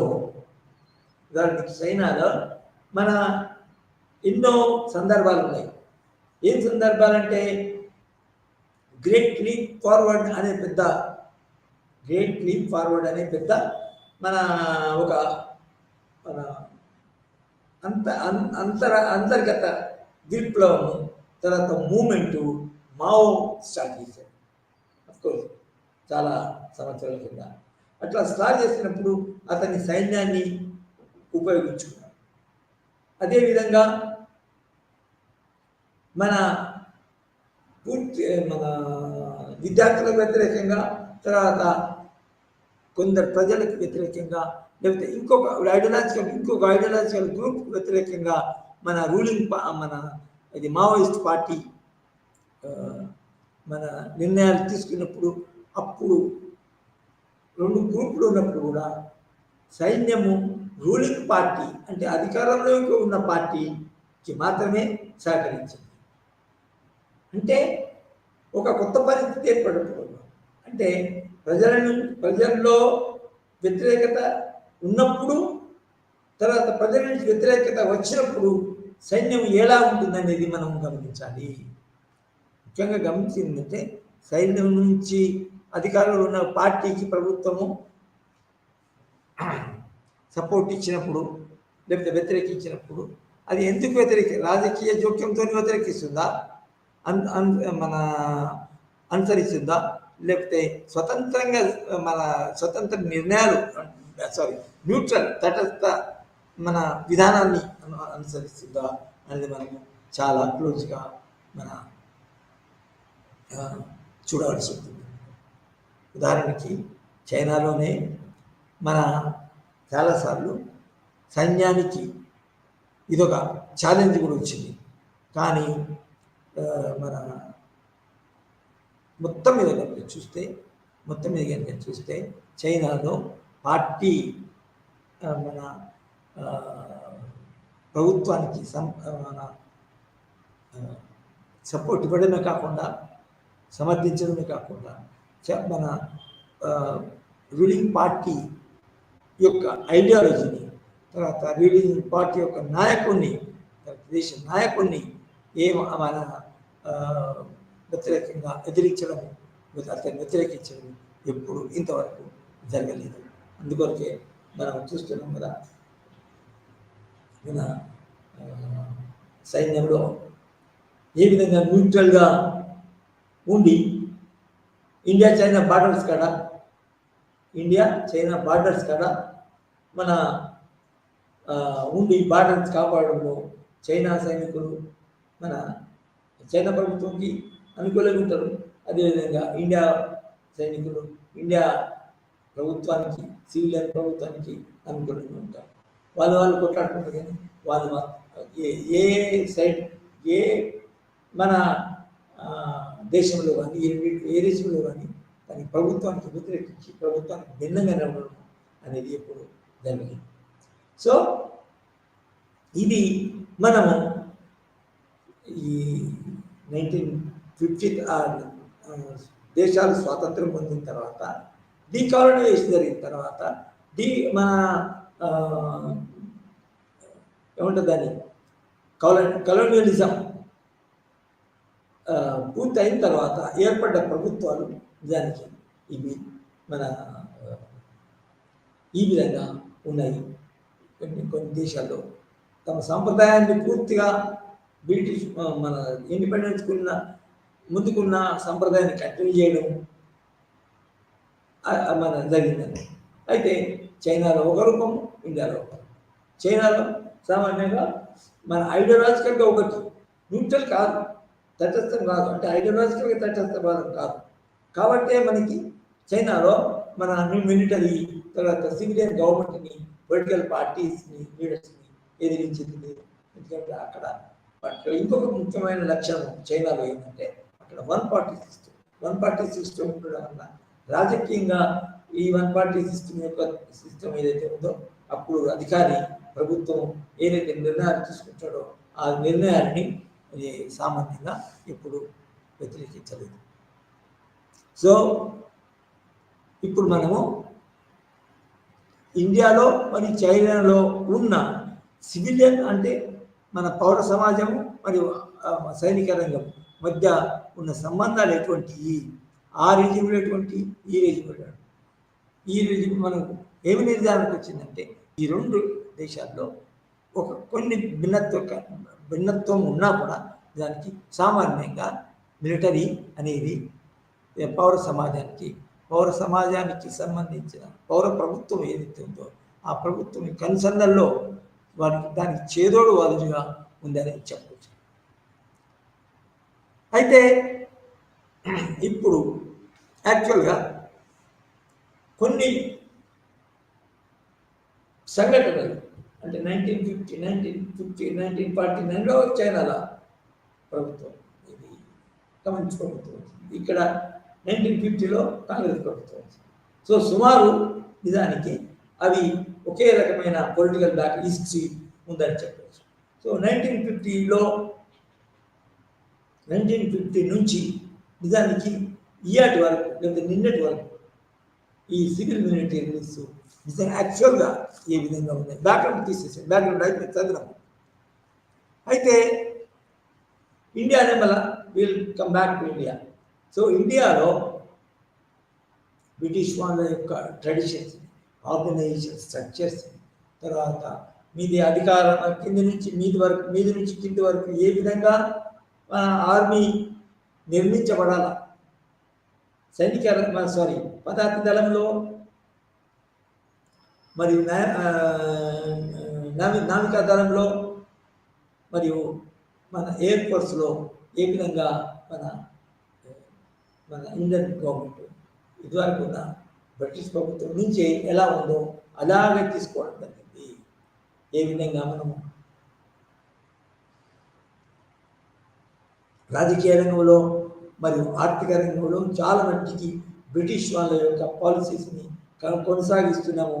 తర్వాత జ్యుడిషియరీ యొక్క మన దాన్ని కొనసాగిస్తున్నాము.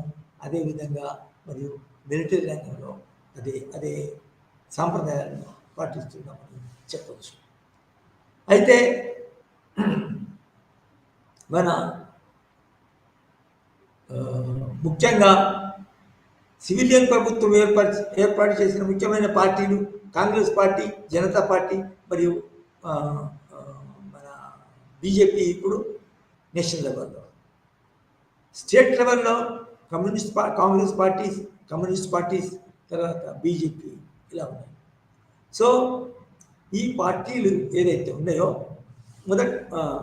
మన తమ ప్రభుత్వంలో లేనప్పుడు కూడా, తమ ప్రభుత్వం ఏర్పాటు చేయనప్పుడు కూడా నిజానికి రెండు దశాబ్దాల క్రితం నిజానికి అన్ని పార్టీలు ఈ మిలిటరీ తర్వాత పౌర సమాజంకి సంబంధించిన ఏదైతే ఉందో సామాన్యంగా మిలిటరీ పౌర సమాజానికి విధేయత కలిగి ఒబీడియంట్గా ఉండాలని అన్ని పార్టీలు భావించారు. there is a consensus among the people that the civilian government must get the obedience of the military organization. అది అట్లా ఉండాలా, మిలిటరీ సివిలియన్ గవర్నమెంట్కి సబ్సర్వియంట్గా ఉండాలా, చోదరువాదిగా ఉండాలా, విధేయతగా ఉండాలని అది అన్ని పార్టీలలోనూ తర్వాత అన్ని రకాల రాజనీతిజ్ఞులు కూడా ఇదే భావించడం జరుగుతుంది. అయితే కొన్ని సందర్భాలు మాత్రము మన మిలిటరీ అధికారులు మన డిఫెన్స్ మినిస్టర్ తర్వాత మన ప్రభుత్వాన్ని కొంచెం వ్యతిరేకించడం జరిగింది. అయితే అట్లా వ్యతిరేకించినప్పుడు ఒక సైనిక అధికారిని విధంగా ప్రభుత్వం అంటే దేశ ప్రభుత్వం అనమాట, దాన్ని ఫెడరల్ మన నేషనల్ గవర్నమెంట్ ఇన్ ఇండియా, భారత ప్రభుత్వం కాంగ్రెస్ అధికారం ఉంది, అది ఆ అధికారిని ఆ మిలిటరీ కమాండర్ని సస్పెండ్ చేయడం జరిగింది. ఎందుకంటే అతను ఈ విధంగా మొదటి నుంచి మన బ్రిటిష్ ప్రభుత్వం యొక్క సంప్రదాయాన్ని అందరు పాటించారు, కానీ అతను పాటించకుండా పోవడానికి అతన్ని మన నిజానికి అప్పుడున్న డిఫెన్స్ మినిస్టర్ యొక్క మన ఆర్డర్స్ను అది మన అమలు చేయాలి. అట్లా అమలు చేయకుండా ఉన్నందుకు అతన్ని దాన్ని సస్పెండ్ కూడా చేయడం. సస్పెండ్ చేసిన తర్వాత మళ్ళీ ఏమవుతుందో తెలియదు, కానీ ఆ విధంగా అతను మన అధికారుల నుంచి పూర్తిగా జాబ్స్ నుంచి కూడా తీసేయడం జరిగింది. తర్వాత ఇంకా అటువంటి కొన్ని చిన్న ఉదాహరణలు ఉన్నాయి, కానీ on the whole in India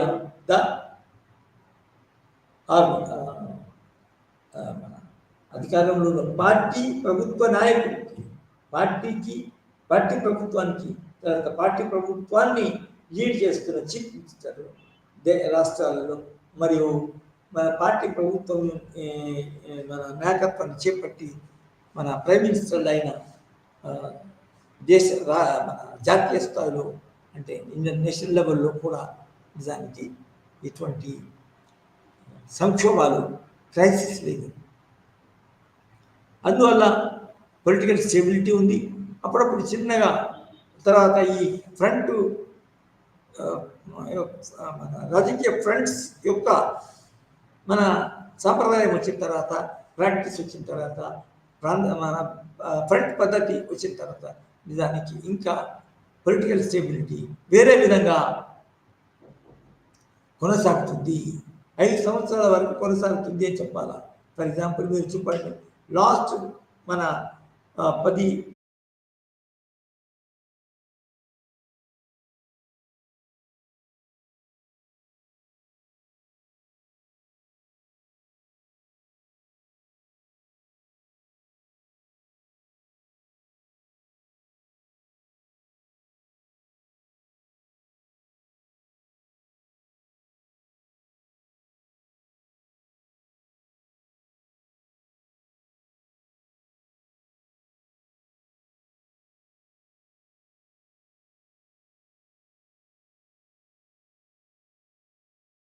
নমস্কাৰ, মই আজি তোমালোকৰ লগত মিলৰ যিটো স্বতন্ত্ৰতাৰ ওপৰত ধাৰণা, সেই স্বতন্ত্ৰতা ধাৰণাটোৰ ওপৰত আজি আলোচনা কৰিম। ইয়াৰ আগৰ ক্লাছত আমি অলৰেডি স্বতন্ত্ৰতা মানে কি আৰু স্বতন্ত্ৰতাৰ প্ৰকাৰ কি কি এইবিলাক অলৰেডি আমি আলোচনা কৰিছিলোঁ। গতিকে আজি আমি মিলৰ যিটো ভাৱধাৰা, সেই ভাৱধাৰাটোৰ ওপৰত আলোচনা কৰিম। তেওঁৰ অন লিবাৰ্টি নামৰ যিখন গ্ৰন্থ আছিলে, তাত তেওঁৰ নিজৰ ভাৱধাৰা, সেই ভাৱধাৰাটো তেওঁ প্ৰকাশ কৰিছিলে। সেই সময়ত ইংলেণ্ডৰ পৰিস্থিতিটো এনেকুৱা আছিলে যে মেন্থাম আৰু তেওঁৰ যিসকল অনুগামী আছিলে, তেওঁলোকে কি বিচাৰিছিলে যে চৰকাৰে জনসাধাৰণৰ জীৱনত হস্তক্ষেপ কৰাটো তেওঁলোকে বিচাৰিছিলে। তেওঁলোকে কিহৰ কাৰণে বিচাৰিবলগীয়া হৈছিলে যে সেই সময়ত ইংলেণ্ডত যিবিলাক সৰু সৰু ল'ৰা ছোৱালী আছিলে, সেই ল'ৰা ছোৱালীবিলাকক কি কৰিছিলে, ফেক্টৰী বা বেলেগ বেলেগ কামত তেওঁলোকক আবদ্ধ কৰাইছিলে বা কামত তেওঁলোকক কৰিছিল, কামত লগোৱা হৈছিলে। গতিকে মেন্থামতে কি বিচাৰিছিলে যে সেইটো বন্ধ কৰিব লাগে।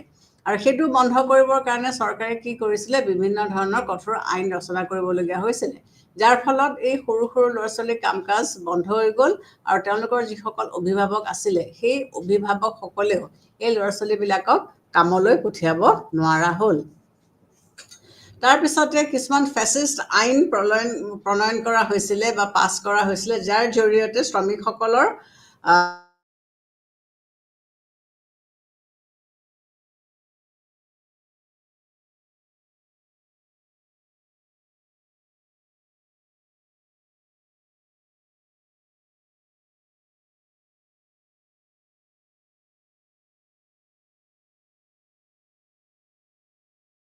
বাধ্য হৈছিলে। গতিকে জনস্বাস্থ্য ৰক্ষা কৰিবৰ কাৰণে চৰকাৰে কিছুমান নীতি নিয়ম ৰচনা কৰিছিলে, যিবিলাক চৰকাৰে জনসাধাৰণে মানিবলৈ বাধ্য হৈছিলে। গতিকে চৰকাৰৰ এই হস্তক্ষেপটো সেই সময়ত খুবেই বেন্থামহঁতে প্ৰয়োজনীয় বুলি ভাবিছিলে। সেই সময়ত তেওঁলোকে কি বিচাৰিছিলে যে অধিক সংখ্যক লোকৰ অধিক পৰিমাণৰ সুখ দিবলৈ চৰকাৰে কিছুমান বিধি বিধান ৰচনা কৰিবলগীয়া হৈছিলে। গতিকে বেন্থামৰ থিয়ৰিটো আছিলে কি, greatest good for the greatest number, যে চৰকাৰী যিবিলাক সুবিধা সেইবিলাক সমাজৰ বেছি সংখ্যক লোকে যাতে উপভোগ কৰিব পাৰে। আৰু এইটো দিবৰ কাৰণে চৰকাৰে কি কৰিবলগীয়া হৈছিলে, বিভিন্ন ধৰণৰ নীতি নিয়ম তেওঁলোকে ৰচনা কৰিবলগীয়া হৈছিলে বা তেওঁলোকে গঠন কৰিবলগীয়া হৈছিলে। আৰু ঠিক এনে বিধি কাৰ্যকৰী কৰিবৰ কাৰণে চৰকাৰে কি কৰিবলগীয়া হৈছিলে, চৰকাৰে বিভিন্ন বিষয়ত হস্তক্ষেপ কৰিবলৈ বাধ্য হৈছিলে। এই চৰকাৰে যে বিধি বিধানসমূহ ৰচনা কৰিলে, এইবিলাক ইমপ্লিমেণ্ট কৰিবলৈ যাওঁতে বিভিন্ন ক্ষেত্ৰত চৰকাৰে হস্তক্ষেপ কৰিবলগীয়া হৈছিলে। গতিকে সেই সময়ত আকৌ আৰু এটা বস্তু চলিছিলে কি, যে ভোটাধিকাৰ আৰু অধিকাৰ বৃদ্ধি কৰিবৰ কাৰণে দাবী উত্থাপন হৈছিলে। যে এই বস্তুবোৰ যেতিয়া চলি আছিলে, যে চৰকাৰে হস্তক্ষেপ কৰি পেলাই জনসাধাৰণৰ স্বতন্ত্ৰতাত হস্তক্ষেপ কৰিবলৈ তেওঁলোকক দিয়া হৈছিলে, সেই সময়ত আকৌ আৰু এটা ধাৰণা খুব ষ্ট্ৰংলি প্ৰচলিত হৈছিলে। আৰু সেইটো হৈছিলে কি, যে ভোটাধিকাৰৰ এইজটো বৃদ্ধি কৰিব লাগে।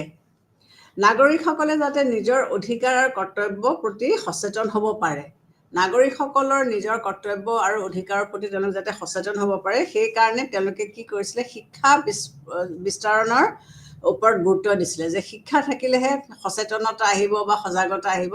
গতিকে সেই সময়ৰ লিখকসকলে কি কৰিছিলে, শিক্ষাৰ ওপৰত গুৰুত্ব দিছিলে আৰু শিক্ষা সম্প্ৰসাৰণ কৰাটোৱে তেওঁলোকে বিচাৰিছিলে। জনসাধাৰণক শাসনৰ বিষয়ত অংশগ্ৰহণৰ সুবিধা দিয়া উদ্দেশ্যেও স্থানীয় স্বায়ত্ত শাসনৰ ব্যৱস্থা কৰাৰ কথা কৈছিলে। যে জনসাধাৰণৰ পাৰ্টিচিপেশ্যন বিচৰা হৈছিলে। আৰু এই পাৰ্টিচিপেশ্যনটো কেনেকৈ হ'ব, যদি লোকেল ছেল্ফ গভৰ্ণমেণ্ট থাকে, শাসন ব্যৱস্থা থাকে গতিকে স্থানীয় শাসন ব্যৱস্থাৰ মাধ্যমেৰে তেওঁলোকে কি বিচাৰিছিলে যে লোকেল পপুলেশ্যনে মানে শাসন ব্যৱস্থাত যাতে অংশগ্ৰহণ কৰিব পাৰে আৰু এই গতিকে তেওঁলোকে এই ব্যৱস্থাটো বিচাৰিছিলে ডয়লৰ মতে ক'বলৈ হ'লে জনসাধাৰণৰ কল্যাণ সাধনৰ বিষয়ত চৰকাৰৰ ভূমিকা স্বীকাৰ কৰি লোৱা হৈছিল যে জনকল্যাণৰ উন্নতিৰ কাৰণে যে চৰকাৰৰ যিটো ভূমিকা সেই ভূমিকাটো সকলোৱে গ্ৰহণযোগ্য বুলি একচেপ্ট কৰি লৈছিলে আৰু আনহাতে ভোটাধিকাৰ বৃদ্ধি শিক্ষাৰ সম্প্ৰসাৰ আৰু স্থানীয় স্বশাসনৰ গোটৰ সৃষ্টিৰ জৰিয়তে ব্যক্তি স্বাধীনতাক স্বীকাৰ কৰি ল'বলৈও কোৱা হৈছিলে তাৰমানে জনসাধাৰণৰ মংগলৰ কাৰণে চৰকাৰে যিবিলাক আইন প্ৰণয়ন কৰিছিলে সেইখিনিও মানি লোৱা হৈছিলে আৰু তাৰ লগতে ভোটাধিকাৰৰ বৃদ্ধি কৰি বা শিক্ষা সম্প্ৰসাৰণ কৰি বা লোকেল চেল্ফ গভৰ্ণমেণ্টৰ ব্যৱস্থা কৰি পেলাই কি কৰিছে ব্যক্তিত্ব স্বতন্ত্ৰতা যে স্বীকাৰ কৰিছে সেইটো এফালে প্ৰতিফলিত হৈছে বা এফালে প্ৰমাণ হৈছে গতিকে বেন্থামৰ আদৰ্শসমূহ কাৰ্যকৰী কৰিবলৈ চেষ্টাই ব্ৰিটিছ নাগৰিকৰ ৰাজনৈতিক জীৱনৰ ওপৰত অধিক নিয়ন্ত্ৰণ চলাবলৈ চৰকাৰক সুবিধা দিয়া হৈছিলে গতিকে বেন্থামৰ যিটো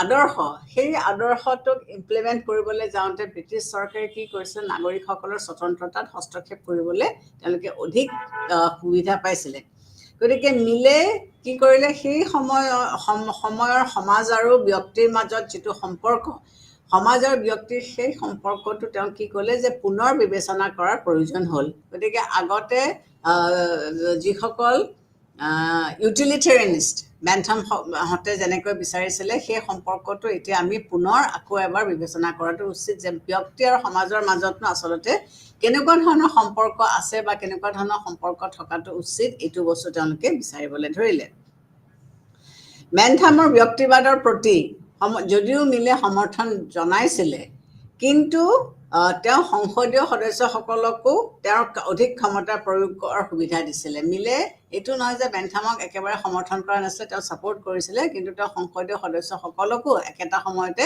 কৈছিলে যে তেওঁলোকক অধিক ক্ষমতা দিয়াটো প্ৰয়োজন তেওঁৰ মতে বিধানমণ্ডলৰ কৰ্তৃত্ব হৈছে শ্ৰেষ্ঠ কৰ্তৃত্ব গতিকে মিলে কিহৰ ওপৰত গুৰুত্ব দিছিলে যে বিধানমণ্ডলৰ কৰ্তৃত্বৰ ওপৰত তেওঁ বিশেষ গুৰুত্ব দিছিলে বিধানমণ্ডলে যিবিলাক আইন গ্ৰহণ কৰিছে সেই আইনবিলাক সংখ্যাগৰিষ্ঠৰ সদস্যৰ সমৰ্থনত গৃহীত হয় গতিকে বিধানমণ্ডলত গ্ৰহণ কৰা যিবিলাক আইন সেইবিলাক সংখ্যাগৰিষ্ঠ সমৰ্থনতহে গ্ৰহণ কৰা হয় গতিকে নাগৰিকৰ জীৱনৰ বিভিন্ন দিশত এই আইনৰ জৰিয়তে নিয়ন্ত্ৰণ চলাব পৰা যায় গতিকে যেহেতু মেজৰিটিৰ দ্বাৰা সেই আইনবিলাক ছাপোৰ্ট হয় গতিকে এই আইনবিলাক প্ৰয়োগ কৰোঁতে বা এই আইনবিলাক পাছ কৰোঁতে আমি ব্যক্তিসকলক নিয়ন্ত্ৰণ কৰিব পৰা যাব বেন্থামে তেওঁৰ তত্ত্বক কাৰ্যকৰী গ্ৰহণ কৰিবলৈ যাওঁতে তেওঁ কি কৰিছিলে যে নাগৰিকৰ স্বাধীনতা সেই সময়ত বিপদ হৈছিলে বেন্থামৰ কথা আছিলে যে যিটো সময়ত তেওঁ ইউটিলিটেৰিয়ানিজমৰ কথা কৈছিলে তেওঁ ভাবিছিলে যে নাগৰিকসকলৰ স্বতন্ত্ৰতা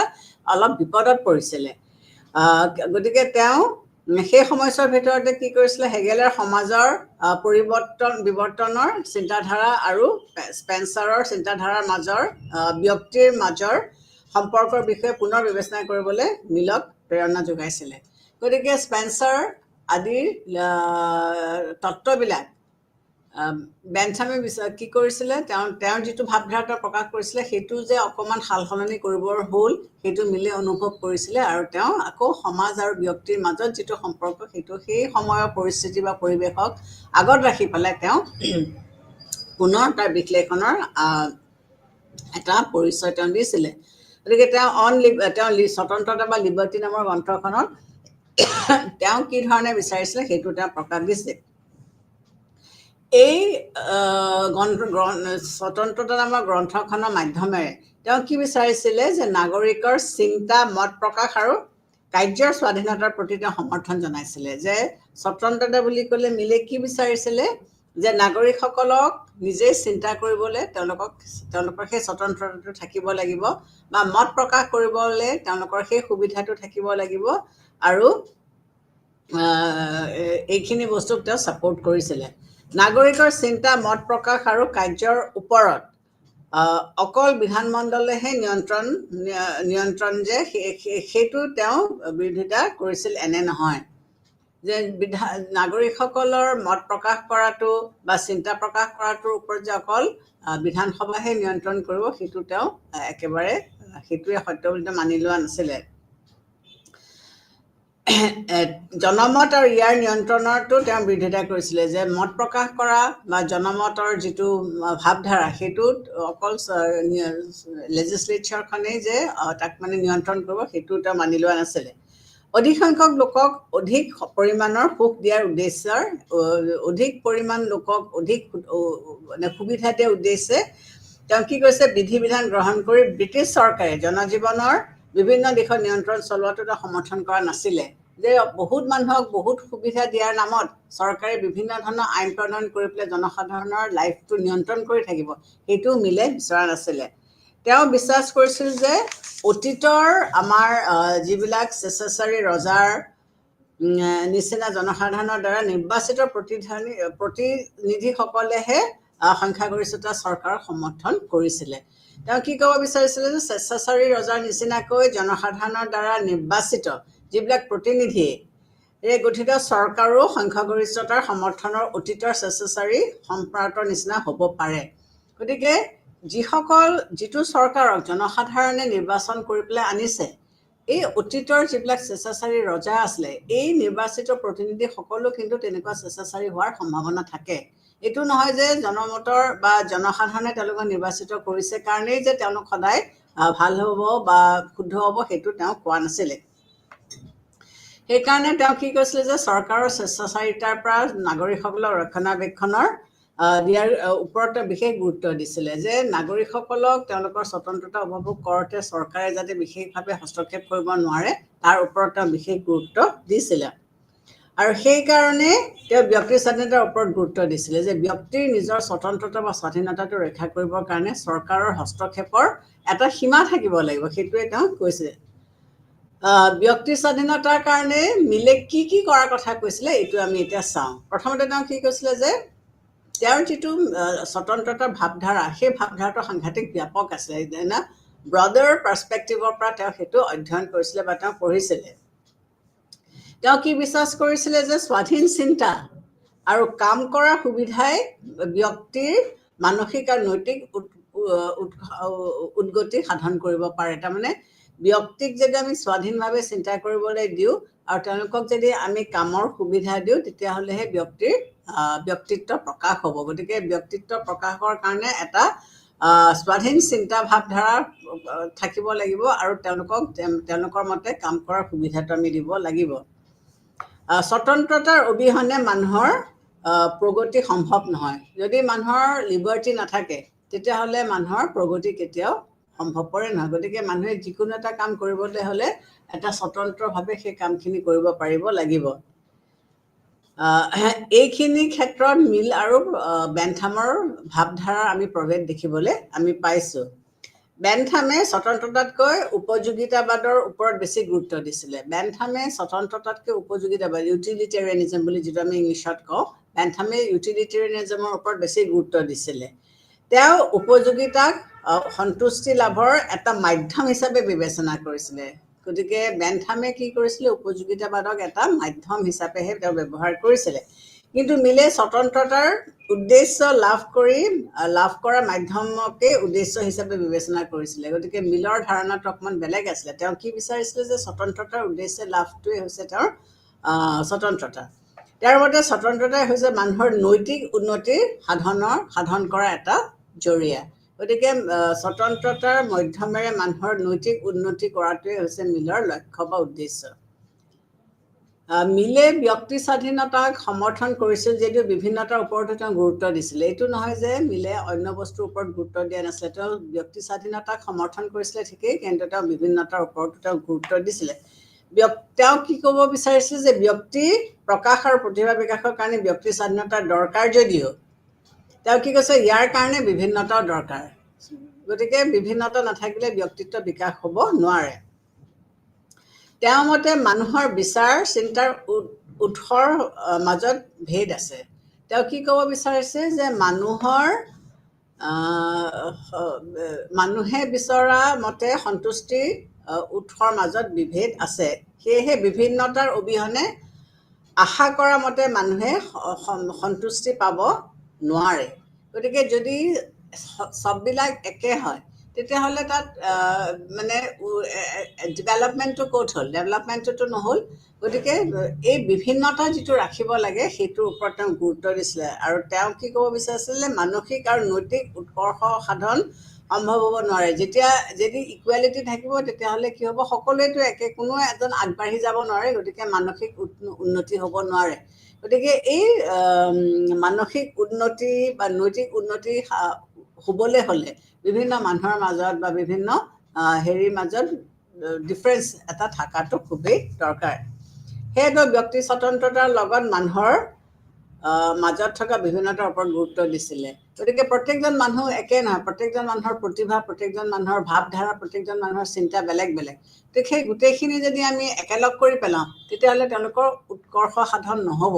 গতিকে সেই বিভিন্নতাটোৰ ওপৰত লক্ষ্য ৰাখি পেলাই প্ৰত্যেকজন ব্যক্তিকে তেওঁ নিজৰ নিজৰ স্ফিয়াৰত আগবাঢ়ি যাবলৈ দিয়াটোৱে মিলে স্বতন্ত্ৰতাক ৰক্ষা কৰিব পাৰে বুলি ক'ব বিচাৰিছিলে। মিলৰ মতে নিজৰ ওপৰত, নিজৰ শৰীৰ আৰু মনৰ ওপৰত ব্যক্তি হৈছে সাৰ্বভৌম। গতিকে মিলে কি বিচাৰিছে যে এজন ব্যক্তিক কি লাগে, তেওঁ নিজৰ ওপৰত, নিজৰ শৰীৰৰ আৰু মনৰ ওপৰত ব্যক্তি হৈছে সাৰ্বভৌম। সেয়ে নিজৰ সুবিধাৰ কাৰণে মানুহে কি কৰিব পাৰে, ব্যক্তি প্ৰকাশ আৰু প্ৰতিভা বিকাশকাৰী ব্যক্তিত্ব স্বাধীনতা থকাটো উচিত। গতিকে যিহেতু নিজৰ কথা মানুহে নিজেই ভালকৈ জানে বা কি বিচাৰিছে মানুহে জানে, বা নিজৰ শৰীৰটোৰ ওপৰত মানুহৰ নিজৰ কণ্ট্ৰল আছে, গতিকে সেইকাৰণে নিজৰ সুবিধাৰ কাৰণে বা ব্যক্তিত্ব প্ৰকাশৰ কাৰণে এজন ব্যক্তিক স্বাধীনতা থকাটো উচিত, বা সেই স্বাধীনতাটোৰে তেওঁ কেনেকৈ নিজৰ উৎকৰ্ষ সাধন কৰিব সেইটো তেওঁহে বেছি ভালকৈ জানিব। কোনোবা এজন ব্যক্তিৰ কামে যদি আনৰ স্বাধীনতা ভোগৰ ওপৰত হস্তক্ষেপ কৰে বা কাৰ্যৰ ওপৰত বাধাৰ সৃষ্টি কৰে, তেতিয়াহ'লে ব্যক্তি স্বাধীনতা আৰু ভোগ কৰা বাধা দিয়া উচিত।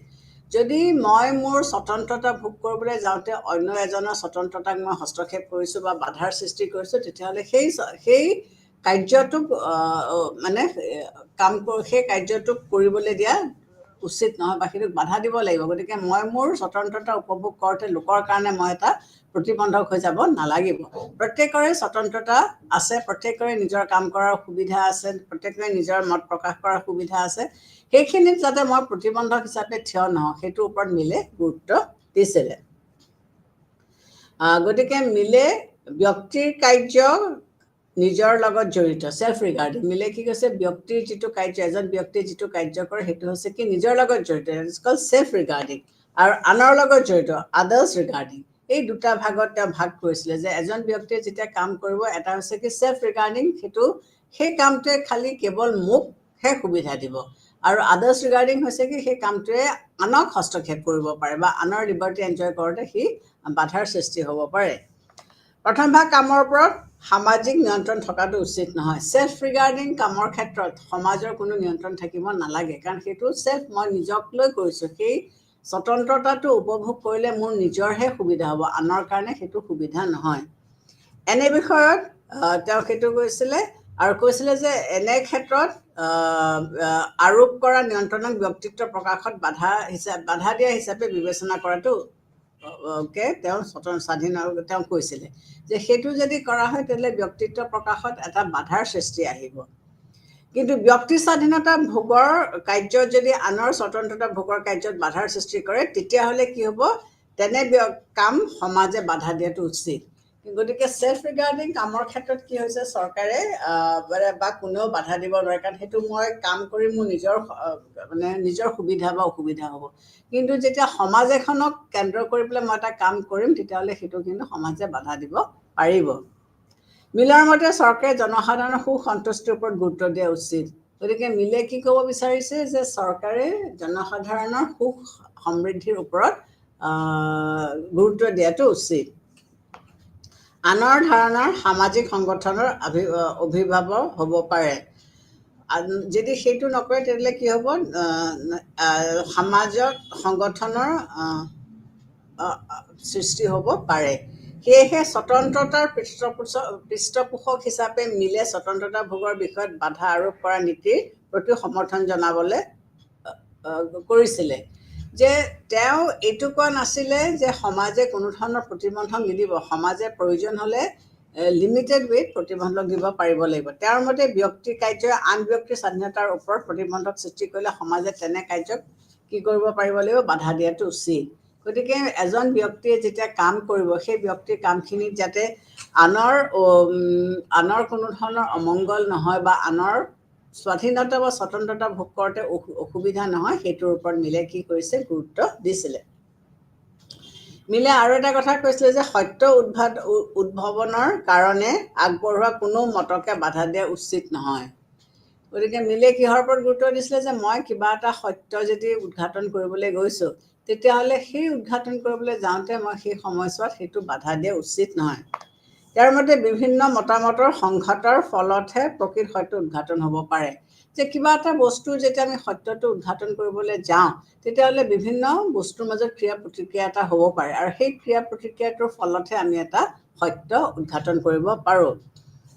কোনো বিষয়ত যদি এজন ব্যক্তিয়ে বিৰোধিতা কৰে, যিকোনো এটা বিষয়বস্তু লৈ পেলাই যদি এজন ব্যক্তিয়ে বিৰোধিতা কৰে, তেতিয়াহ'লে তেওঁৰ মতক উপেক্ষা কৰাটো উচিত নহয়। 10জনে হয়তো সেই মতটোক ছাপোৰ্ট কৰিছে, এজনে অপ'জ কৰিছে, সেই অপ'জ কৰা মানুহজনেনো কিয় অপ'জ কৰিছে সেইটো শুনাটো দৰকাৰ। যে এজনে অপ'জ কৰিছে তেওঁক আমি নেগলেক্ট কৰিছোঁ, তেওঁক আমি বাদ দিছোঁ, সেইটো কৰাটো উচিত একেবাৰে নহয়। গতিকে মিলৰ মতে এজনৰ বাহিৰে সমগ্ৰ মানৱ জাতিয়ে যদি একমতত উপনীত হয়, মই যিটো অকণমান দেৰি আগতে ক'লোঁ যে এটা বিষয়বস্তু লৈ পেলাই যদি সমগ্ৰ মানৱ জাতিয়ে একগোট হয়, এজনেহে বিৰোধিতা কৰিছে, সেই ব্যক্তিৰ মতটোকো আমি বিবেচনা কৰিব লাগিব, তাক উপেক্ষা কৰাটো উচিত নহয় যে তেওঁলোক কিয় সেই কামটো কৰিলে, সেইটো আমি জানিবলৈ চেষ্টা কৰিব লাগিব।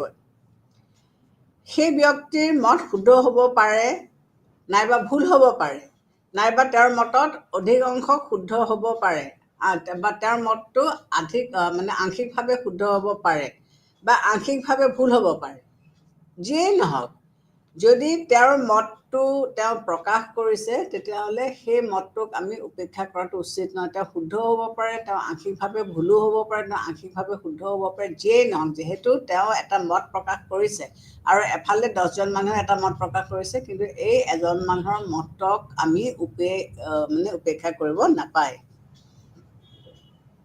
গতিকে কেতিয়াবা সেই গোটেই মানুহখিনিও ভুলকৈ ভাবিব পাৰে আৰু এজন মানুহৰ মতটোৱে হয়তো শুদ্ধ হ'ব পাৰে।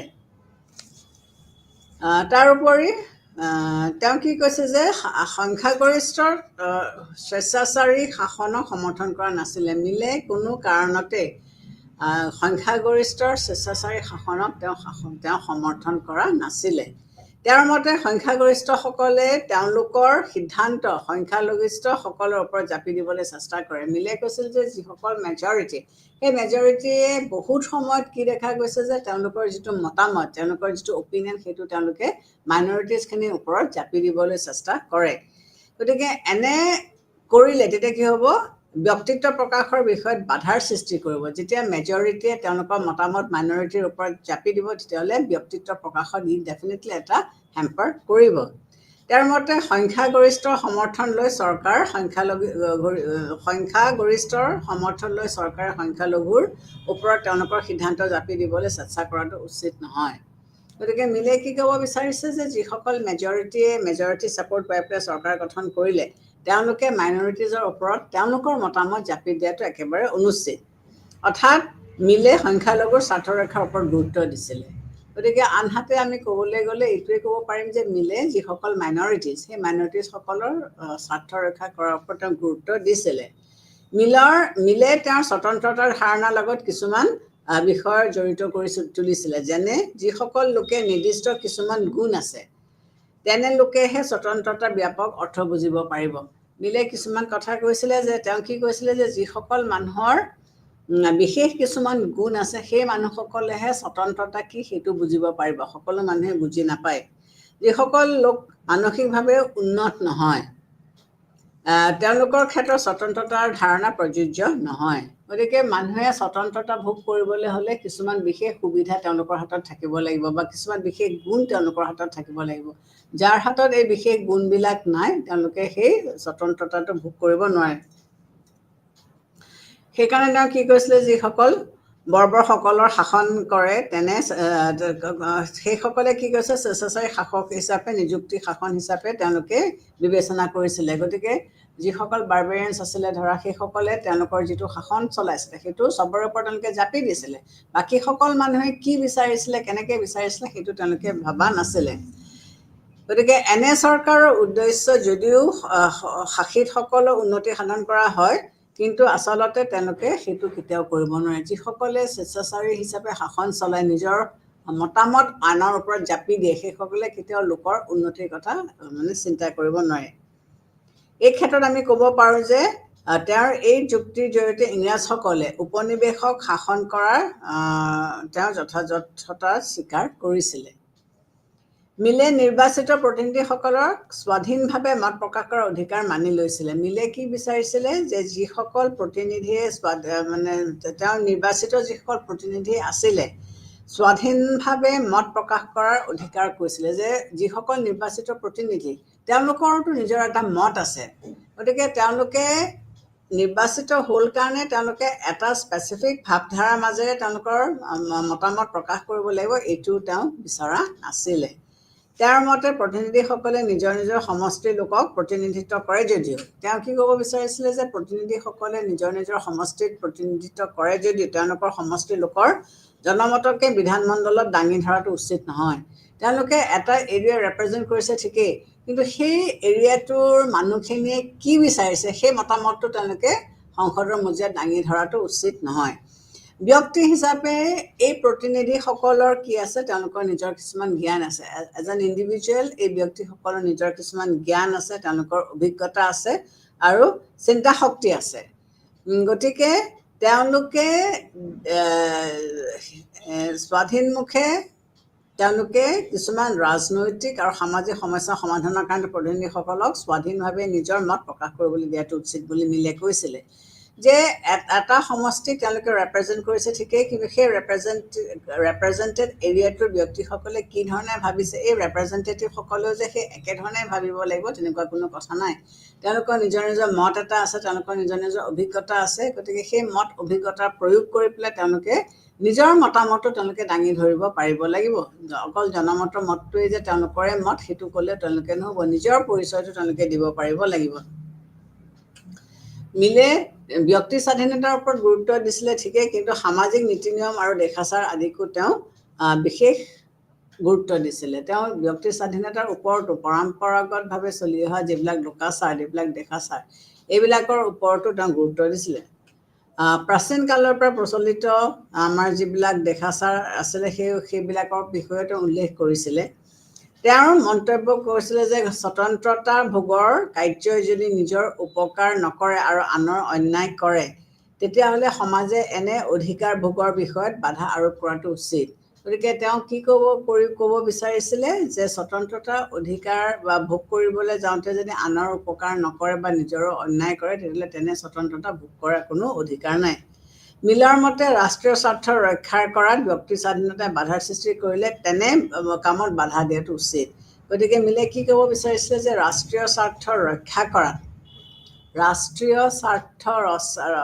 কৰাত ব্যক্তি স্বাধীনতাই বাধাৰ সৃষ্টি কৰিলে তেনে কামক বাধা দিয়াটো উচিত। গতিকে এইখিনিয়ে হৈছে মিলৰ ভাৱধাৰা স্বতন্ত্ৰতাৰ ওপৰত। এতিয়া আমি চাওঁ এটা বিশ্লেষণ কৰি যে তেওঁৰ এই ভাৱধাৰাটোৰ ফলৰ পৰানো আমি কি পালোঁ।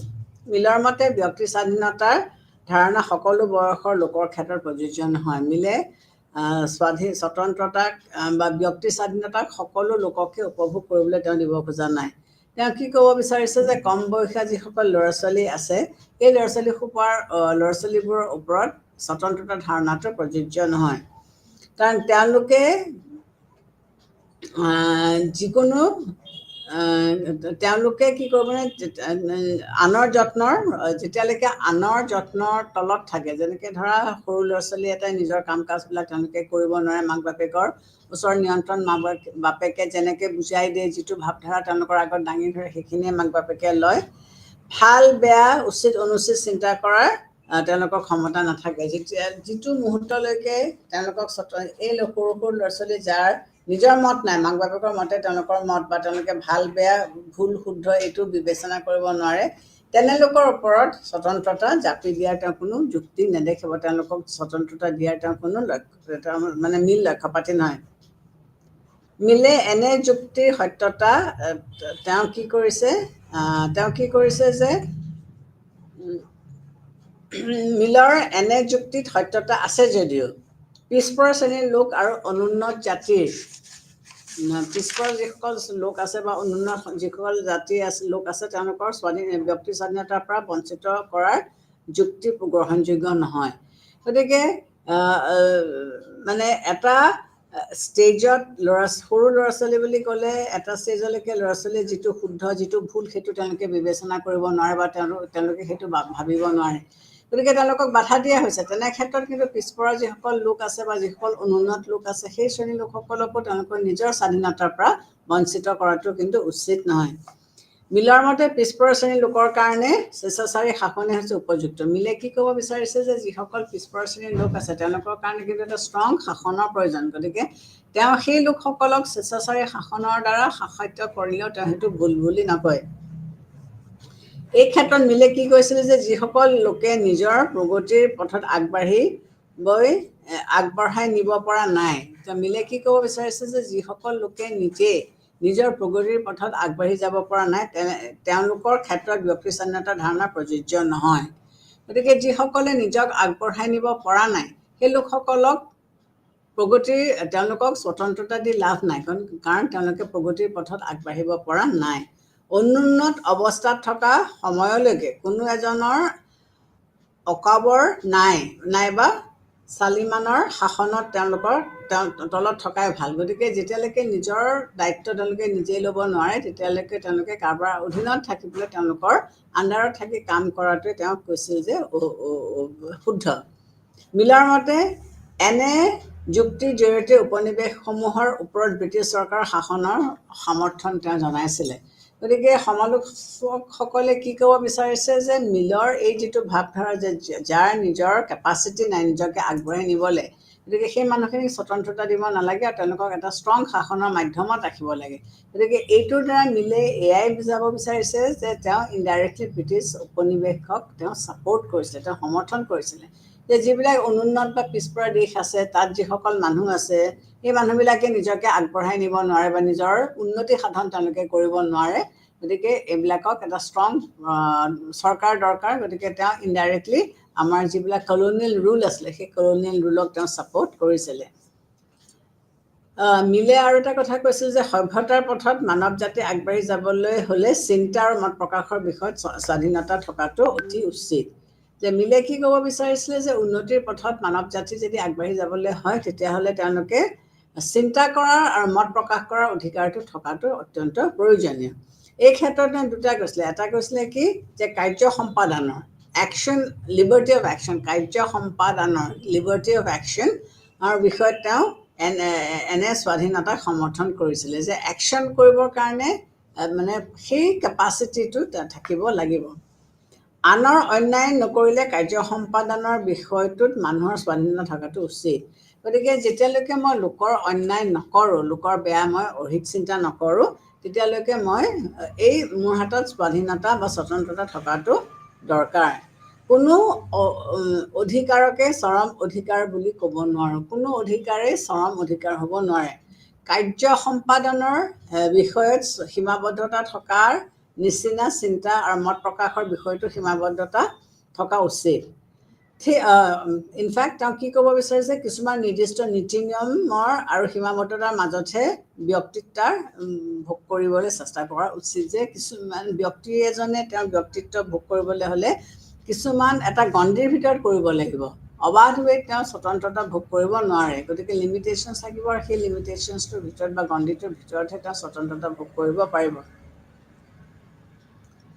স্বাধীনতা ভোগৰ অধিকাৰৰ ফলত কি হৈছে সমাজত অসমতাৰ সৃষ্টি হ'ব পাৰে গতিকে স্বাধীনতা ভোগৰ অধিকাৰটো যেতিয়া আমি ইমপ্লিমেণ্ট কৰিবলৈ যাম তেতিয়াহ'লে কি হ'ব পাৰে সমাজত হয়তো অসমতা থাকিব পাৰে কিছুমানে নিজৰ ব্যক্তিত্ব প্ৰকাশ আৰু প্ৰতিভা বিকাশৰ সম্পূৰ্ণ সুযোগ গ্ৰহণ কৰি সমাজত উচ্চ স্থান অধিকাৰ কৰিব পাৰে গতিকে কিছুমান লোকে কি কৰিব পাৰে নিজৰ ব্যক্তিত্ব প্ৰকাশৰ আৰু প্ৰতিভা বিকাশৰ সম্পূৰ্ণ সুযোগ গ্ৰহণ কৰিবলৈ গৈ পেলাই তেওঁলোকে কি কৰিব পাৰে সমাজত উচ্চ স্থানৰ অধিকাৰী তেওঁলোক হৈ পৰিব পাৰে আৰু আন কিছুমানে এই শ্ৰেণীৰ লোকৰ শাসনত থাকিবলগীয়া হয় গতিকে কিছুমানে এটা ওপৰৰ পজিশ্যনলৈ গুচি যায় আৰু আন কিছুমানে এই ওপৰৰ পজিশ্যনলৈ গুচি যোৱা মানুহখিনি তলতীয়া হৈ থাকিবলগীয়া হয় মিলে সংখ্যাগৰিষ্ঠৰ শাসনৰ ওপৰত গুৰুত্ব দিয়া নাছিলে মিলে মেজৰিটি ৰুলৰ শাসনৰ ওপৰত গুৰুত্ব দিয়া নাছিলে কিন্তু কোনো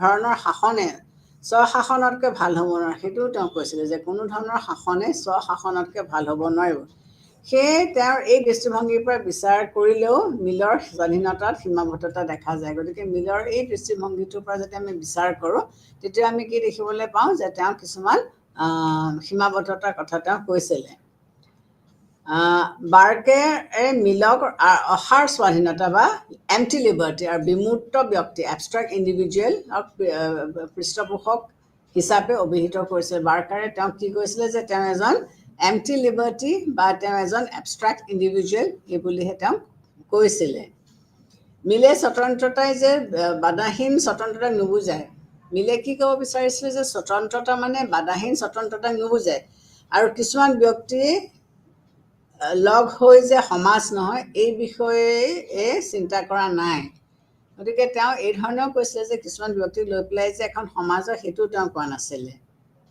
ব্যক্তিৰ প্ৰগতি আৰু সমাজৰ উন্নতিৰ কাৰণে ব্যক্তিৰ প্ৰগতি আৰু সমাজৰ উন্নতিৰ কাৰণে চিন্তা আৰু মত প্ৰকাশ স্বাধীনতাটো খুবেই দৰকাৰ যে ব্যক্তিৰ প্ৰগতিৰ কাৰণে আৰু সমাজৰ উন্নতিৰ কাৰণে মত প্ৰকাশ কৰাটো সাংঘাতিক প্ৰয়োজন কিন্তু স্বতন্ত্ৰতাক বাধাহীন স্বাধীনতা হিচাপে বিবেচনা কৰাতকৈ তেওঁ কি কৈছিল যে স্বতন্ত্ৰতাক বাধাহীন স্বাধীনতা হিচাপে বিবেচনা কৰাতকৈ সকাৰাত্মক হিচাপে বিবেচনা কৰাটো উচিত গতিকে সেইটো কৰাতকৈ সকাৰাত্মক হিচাপে বিবেচনা কৰাটো উচিত অৰ্থাৎ সমাজৰ প্ৰগতিৰ কাৰণে সমাজৰ ডেভেলপমেণ্টৰ কাৰণে যিটো কৰা উচিত সেই কৰাকে তেওঁ স্বতন্ত্ৰতা হিচাপে বিবেচনা কৰিছিলে যে সমাজ এখনৰ উন্নতিৰ কাৰণে যিখিনি কাম কৰাটো প্ৰয়োজন সেইখিনিকে তেওঁ কি ক'ব বিচাৰিছিলে স্বতন্ত্ৰতা বুলি ক'ব বিচাৰিছিলে অৱশ্যে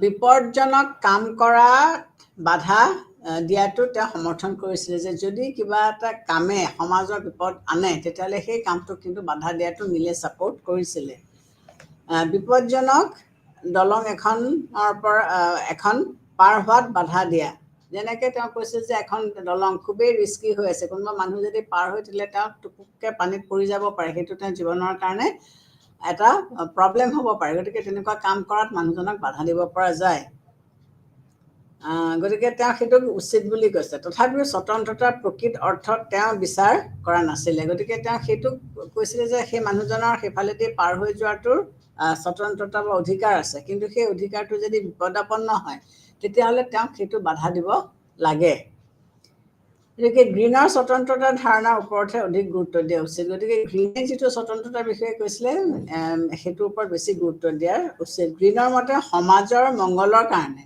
গ্ৰীণে কি কৈছিলে যে সমাজৰ মংগলৰ কাৰণে যিটো কাম কৰা উচিত স্বতন্ত্ৰতাই সেই কৰাকেহে বুজায় গতিকে মিলে কি ক'ব বিচাৰিছিলে যে আমি এই ক্ষেত্ৰত গ্ৰীণকহে আমি বেছি ছাপৰ্ট দিম গ্ৰীণে কি ক'ব বিচাৰিছিলে যে যিটো জনসাধাৰণৰ মংগলৰ কাৰণে যিটো কাম কৰা উচিত সেইটো স্বতন্ত্ৰতাৰ ওপৰতহে আমি বিশেষ গুৰুত্ব দিয়াটো উচিত দ্বিতীয়তে সমাজ কিছুমান ব্যক্তিৰ সমষ্টিয়ে নহয় ই এটা গোট আৰু সংগঠন সমাজ কেৱল কিছুমান ব্যক্তিক লৈ পেলাই গঠন কৰা নহয় ই এটা গোট আৰু ই এটা সংগঠন এজনৰ কাৰ্যৰ ওপৰত আনৰ সুবিধা অসুবিধা নিৰ্ভৰ কৰে গতিকে এজনৰ কাৰ্যৰ আন এজনৰ সুবিধা অসুবিধাৰ ওপৰত নিৰ্ভৰ কৰে তেওঁৰ ব্যক্তি স্বতন্ত্ৰতাৰ ওপৰতহে গুৰুত্ব দিছিলে তেওঁ ব্যক্তিৰ স্বতন্ত্ৰতাৰ ব্যক্তিৰ স্বতন্ত্ৰতাৰ ওপৰতহে গুৰুত্ব দিছিলে সমাজৰ উন্নতিৰ ওপৰত তেওঁ গুৰুত্ব দিয়া নাছিলে সেয়েহে বাৰ্কাৰে মিলৰ অসাৰ স্বতন্ত্ৰতাৰ বিমূৰ্ত ব্যক্তিৰ পৃষ্ঠপোষকতা হিচাপে অভিহিত কৰিছিলে। গতিকে মিলে সমাজৰ উন্নতিৰ কথা তেওঁ কোৱা নাছিল, তেওঁ ব্যক্তিৰ গ্ৰোথৰ কথা তেওঁ কৈছিলে। সেইকাৰণে বাৰ্কাৰে তেওঁ কি কৈছিলে, অসাৰ স্বাধীনতা বা বিমূৰ্ত ব্যক্তি বুলি তেওঁ কৈছিলে। তেওঁ অকল ইণ্ডিভিজুৱেলৰ ওপৰত তেওঁ ফ'কাছ কৰিছিলে বা ইণ্ডিভিজুৱেলৰ ওপৰত তেওঁ গুৰুত্ব দিছিলে। ব্যক্তিৰ কাৰ্যক মিলে নিজৰ লগত জড়িত আৰু আনৰ লগত জড়িত এই দুটা ভাগত ভাগ কৰিছিলে। গতিকে মিলে ব্যক্তিৰ কামক দুটা ভাগত ভাগ কৰিছিলে, এটা নিজৰ লগত জড়িত, এটা আনৰ লগত জড়িত। তেওঁৰ মতে ব্যক্তি নিজৰ লগত জড়িত বিষয়সমূহত কোনেও হস্তক্ষেপ কৰা উচিত নহয়। গতিকে মিলে কি ক'ব বিচাৰিছে যে ব্যক্তিয়ে যিবিলাক কাম নিজৰ কাৰণে, নিজৰ ওপৰত বা নিজৰ কাৰণে কৰে, সেইবিলাকৰ ওপৰত কোনেও হস্তক্ষেপ কৰাটো উচিত নহয়। কিন্তু ব্যক্তিৰ কামক এনে দুটা স্পষ্ট ভাগত ভাগ কৰিব নোৱাৰে, কিন্তু ব্যক্তিৰ কামত আনৰ কাম বা নিজৰ কাম এনেকুৱা দুটা ভাগত সুস্পষ্টভাৱে ভাগ কৰাটো অসুবিধা। এজনৰ ক্ৰিয়া আনৰ ওপৰত প্ৰতিক্ৰিয়াৰ সৃষ্টি কৰে। এইটো স্বাভাৱিক কথা যে এটা কৰ্মই আনটো কৰ্মৰ ওপৰত ক্ৰিয়া কৰিবই, গতিকে ক্ৰিয়া প্ৰতিক্ৰিয়া তাত চলিবই। ব্যক্তিৰ কামক এনে দুটা ভাগত ভাগ কৰাৰ ধাৰণাই তেওঁক সমাজখনৰ এটা গোট হিচাপে বিবেচনা কৰাত বাধা দিছে। গতিকে ব্যক্তিৰ কামক যেতিয়া তেওঁ দুটা এনেকুৱা এটা নিজৰ কামৰ গোটৰ কাম হিচাপে তেওঁ ভাগ কৰি পেলাইছে, তেনেস্থলত আমি সমাজখনক এটা গোট হিচাপে আমি কি কৰিব পৰা নাই, বিবেচনা কৰাত বাধা দিছে। গতিকে ব্যক্তিক লৈ পেলাই সমাজ এখনক আমি এটা সংগঠন হিচাপে আমি অকণমান দেৰি আগতে পঢ়ি আহিছোঁ যে আমি এটা সংগঠন হিচাপে লৈছোঁ, এইটোৱে বাধাৰ সৃষ্টি কৰিছে। মিলে কিছুমান ব্যক্তিৰ সমষ্টিকে সমাজ হিচাপে বিবেচনা কৰিছিলে। মিলে কিছুমান ব্যক্তিৰ লৈ পেলাই এখন সমাজ বুলি তেওঁ বিবেচনা কৰিছিলে। সমাজ এখনক এটা গোট হিচাপে বিবেচনা কৰা নাছিলে। মিলে সমাজক গোট হিচাপে বিবেচনা কৰা নাছিলে। এইটোৱে আছিল তেওঁৰ চিন্তাধাৰাৰ প্ৰধান দুৰ্বলতা। গতিকে সমাজক তেওঁ গোট হিচাপে চিন্তা নকৰাটোৱে আছিলে তেওঁৰ চিন্তাধাৰাৰ এটা প্ৰধান দুৰ্বলতাৰ কাৰণ। আৰু এই দুৰ্বলতাৰ ফলতে স্বতন্ত্ৰতা সম্পৰ্কে এটা সঠিক ধাৰণাত উপনীত হ'ব পৰা নাছিলে। আৰু এই ড্ৰবেক্সটো থকাৰ কাৰণে তেওঁ এটা সঠিক বা স্পষ্ট এটা ধাৰণাত তেওঁ উপনীত হ'ব পৰা নাছিলে। ব্যক্তিৰ পূৰ্ণতা প্ৰাপ্তিৰ কাৰণে তেওঁ স্বতন্ত্ৰতাৰ ওপৰত গুৰুত্ব দিছিল। যদিও তেওঁ সমাজৰ ব্যক্তিৰ মাজৰ সম্পৰ্ক ভালদৰে বিবেচনা কৰি নোচোৱাৰ ফলত তেনে অসাৰ স্বতন্ত্ৰতা আৰু বিমূৰ্ত ব্যক্তিৰ পৃষ্ঠপোষক হিচাপে তেওঁ বিবেচনা কৰা হৈছিলে। গতিকে তেওঁ যিটো ধৰণে ব্যাখ্যা কৰিব লাগিছিলে সেই ধৰণে ব্যাখ্যা কৰিব নোৱাৰাৰ ফলত তেওঁক আমি কি কৰিবলগীয়া হ'ল, অসাৰ স্বাধীনতা বা বিমূৰ্ত ব্যক্তি হিচাপে আমি তেওঁক আখ্যা দিবলগীয়া হ'ল। ব্যক্তিৰ স্বতন্ত্ৰতাৰ ওপৰত গুৰুত্ব দিবলৈ গৈ মিলে সমাজত প্ৰচলন থকা প্ৰগতিৰ প্ৰথাগত নীতি নিয়ম দেখাচাৰ আদিৰ গুৰুত্ব অস্বীকাৰ কৰিছিলে। মিলাৰ আল্টিমেটলি কি দেখা গৈছিলে যে তেওঁ ব্যক্তিক স্বাধীনতা দিবলৈ গৈ পেলাই বা ব্যক্তিক স্বতন্ত্ৰ দিবলৈ গৈ পেলাই তেওঁ যিবিলাক প্ৰচলিত প্ৰথা বা যিবিলাক দেখাচাৰ আদিত তেওঁ গুৰুত্বটো কমাই দিছিলে। তেওঁৰ মতে প্ৰথাগত নীতি নিয়ম উলংঘা কৰাৰ কাৰণে সমাজে কোনো লোকক শাস্তি দিব নোৱাৰে। তেওঁ কি ক'ব বিচাৰিছিলে যে প্ৰচলিত যিসকল বা যিবিলাক নীতি নিয়ম ইমান বছৰে চলি আহিছে, সেইবিলাকক যদি কোনোবাই অমান্য কৰে বা কোনোবাই মানি নলয়, তেতিয়াহ'লে তাক শাস্তি দিব নোৱাৰে। প্ৰথাগত নীতি নিয়ম দেখাচাৰ আদি দীৰ্ঘদিনৰ অভিজ্ঞতাৰ ফল। এই যিবিলাক লোকাচাৰ, যিবিলাক দেখাচাৰ, এইবিলাক যে চলি আছে আমাৰ সমাজত, সেইবিলাক এদিনৰ সৃষ্টি নহয়, সেইবিলাক যুগ যুগ ধৰি চলি থকা বস্তু। গতিকে মানুহৰ হাড়ে হিমজুৱে এইবিলাক সোমাই পৰিছে। যিবিলাক লোকাচাৰ দেখাচাৰ এইবিলাক হৈছে কি মানুহৰ হাড়ে হিমজুৱে সোমাই যোৱা বস্তু, আৰু এইবিলাকক মানুহে সহজে উলংঘা কৰিব নোৱাৰে। গতিকে আৰু যদি কৰে তেতিয়াহ'লে তেনে কাৰ্যই কি কৰিব, সমাজত বিশৃংখলতাৰ সৃষ্টি কৰিব পাৰে।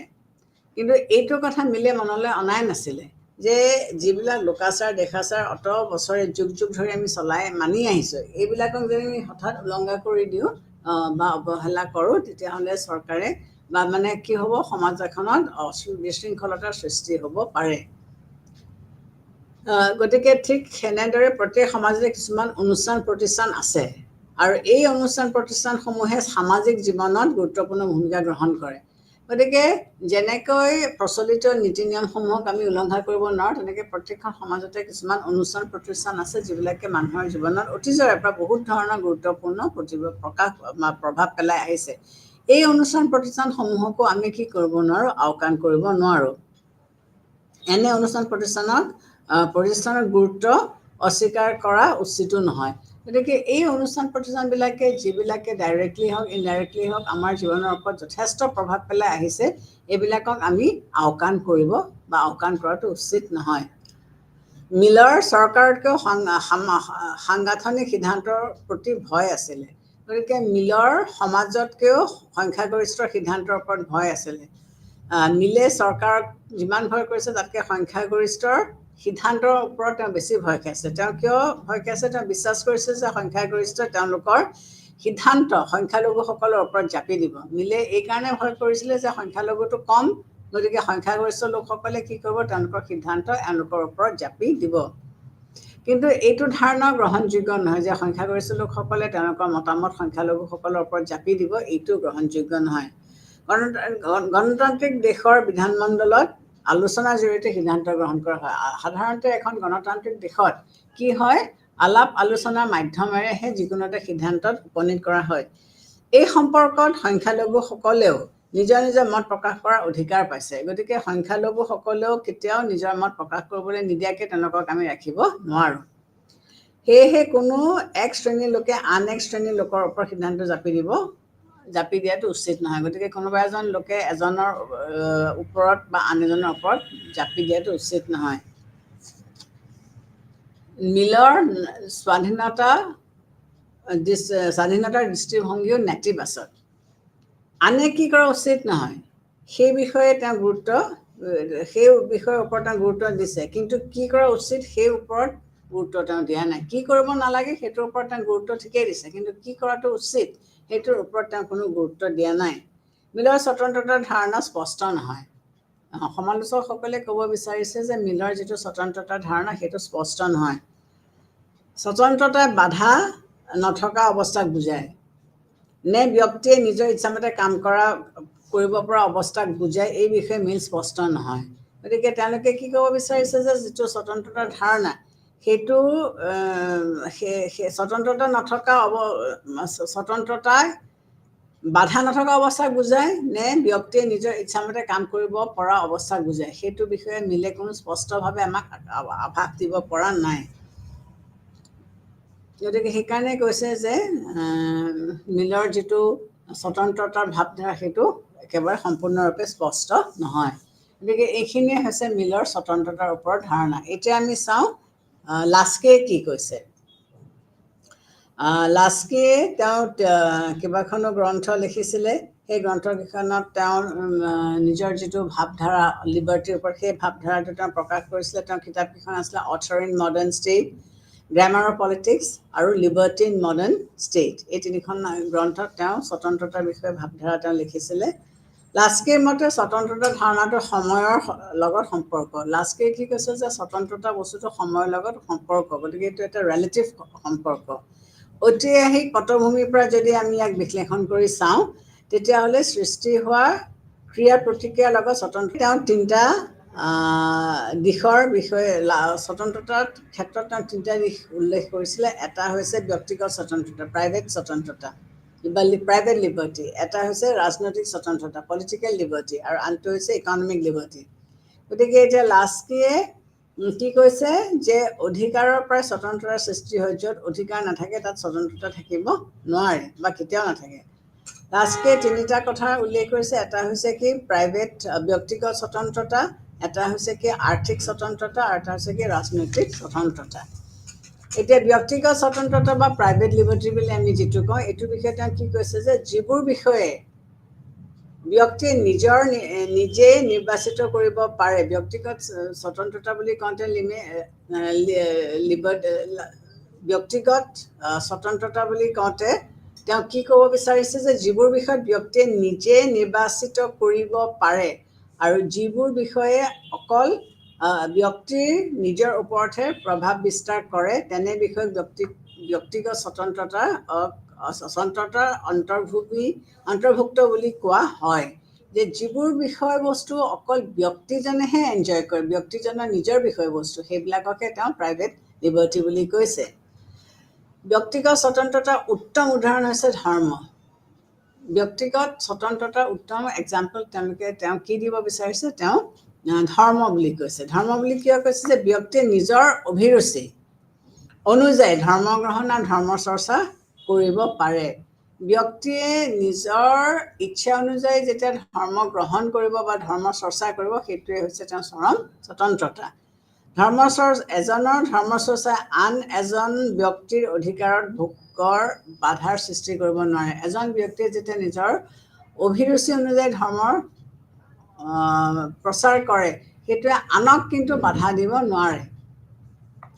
আইনে ব্যক্তিগত স্বতন্ত্ৰতাক ভোগৰ ৰক্ষণাবেক্ষণ দিব নোৱাৰিলে ব্যক্তিৰ স্বতন্ত্ৰতাৰ বাধাপ্ৰাপ্ত হ'ব। আইনে যদি এজন ব্যক্তিয়ে নিজৰ স্বতন্ত্ৰতা উপভোগ কৰোঁতে তেওঁক ৰক্ষণাবেক্ষণ দিব নোৱাৰে, তেতিয়াহ'লে সেইটোৱে আকৌ তেওঁক কি কৰিব, এই সম্পূৰ্ণ পাৰ্চনেল লিবাৰ্টি এনজয় কৰোঁতে এটা প্ৰতিবন্ধক হিচাপে আহি পৰিব বা বাধাৰ সৃষ্টি হ'ব। ৰাজনৈতিক স্বতন্ত্ৰতা, পলিটিকেল লিবাৰ্টি। ৰাষ্ট্ৰীয় কাৰ্যত সক্ৰিয় অংশগ্ৰহণ কৰাৰ সুবিধাকে লাস্কিয়ে ৰাজনৈতিক স্বতন্ত্ৰতা হিচাপে অভিহিত কৰিছিলে। গতিকে লাস্কিৰ ৰাজনৈতিক অধিকাৰ বুলি কওঁতে কি বিচাৰিছে, যে ৰাষ্ট্ৰীয় কাৰ্যত সক্ৰিয়ভাৱে অংশগ্ৰহণ কৰাৰ সুবিধাকে লাস্কিয়ে ৰাজনৈতিক স্বতন্ত্ৰতা হিচাপে কৈছিলে, যে পলিটিকেল ফিল্ডত এজন ব্যক্তিয়ে সম্পূৰ্ণৰূপে অংশগ্ৰহণ কৰিব পৰাটোকে তেওঁ ৰাজনৈতিক স্বতন্ত্ৰতা বুলি তেওঁ কৈছিলে। ৰাজনৈতিক ক্ষমতাই কৰ্তৃত্ব লাভৰ সুবিধাক বুজায়। গতিকে যেতিয়া এজন ব্যক্তিয়ে ৰাজনৈতিক স্বতন্ত্ৰতা বুজায়, তেওঁ ৰাজনৈতিক কৰ্তৃত্ব উপভোগ কৰাৰ সুবিধা বুজায়। লাস্কিৰ মতে ৰাজনৈতিক স্বতন্ত্ৰতাক ভোগৰ কাৰণে দুটা চৰ্ত থকাটো প্ৰয়োজন। প্ৰথমে প্ৰত্যেক নাগৰিকে শিক্ষাৰ অধিকাৰ থকাটো উচিত।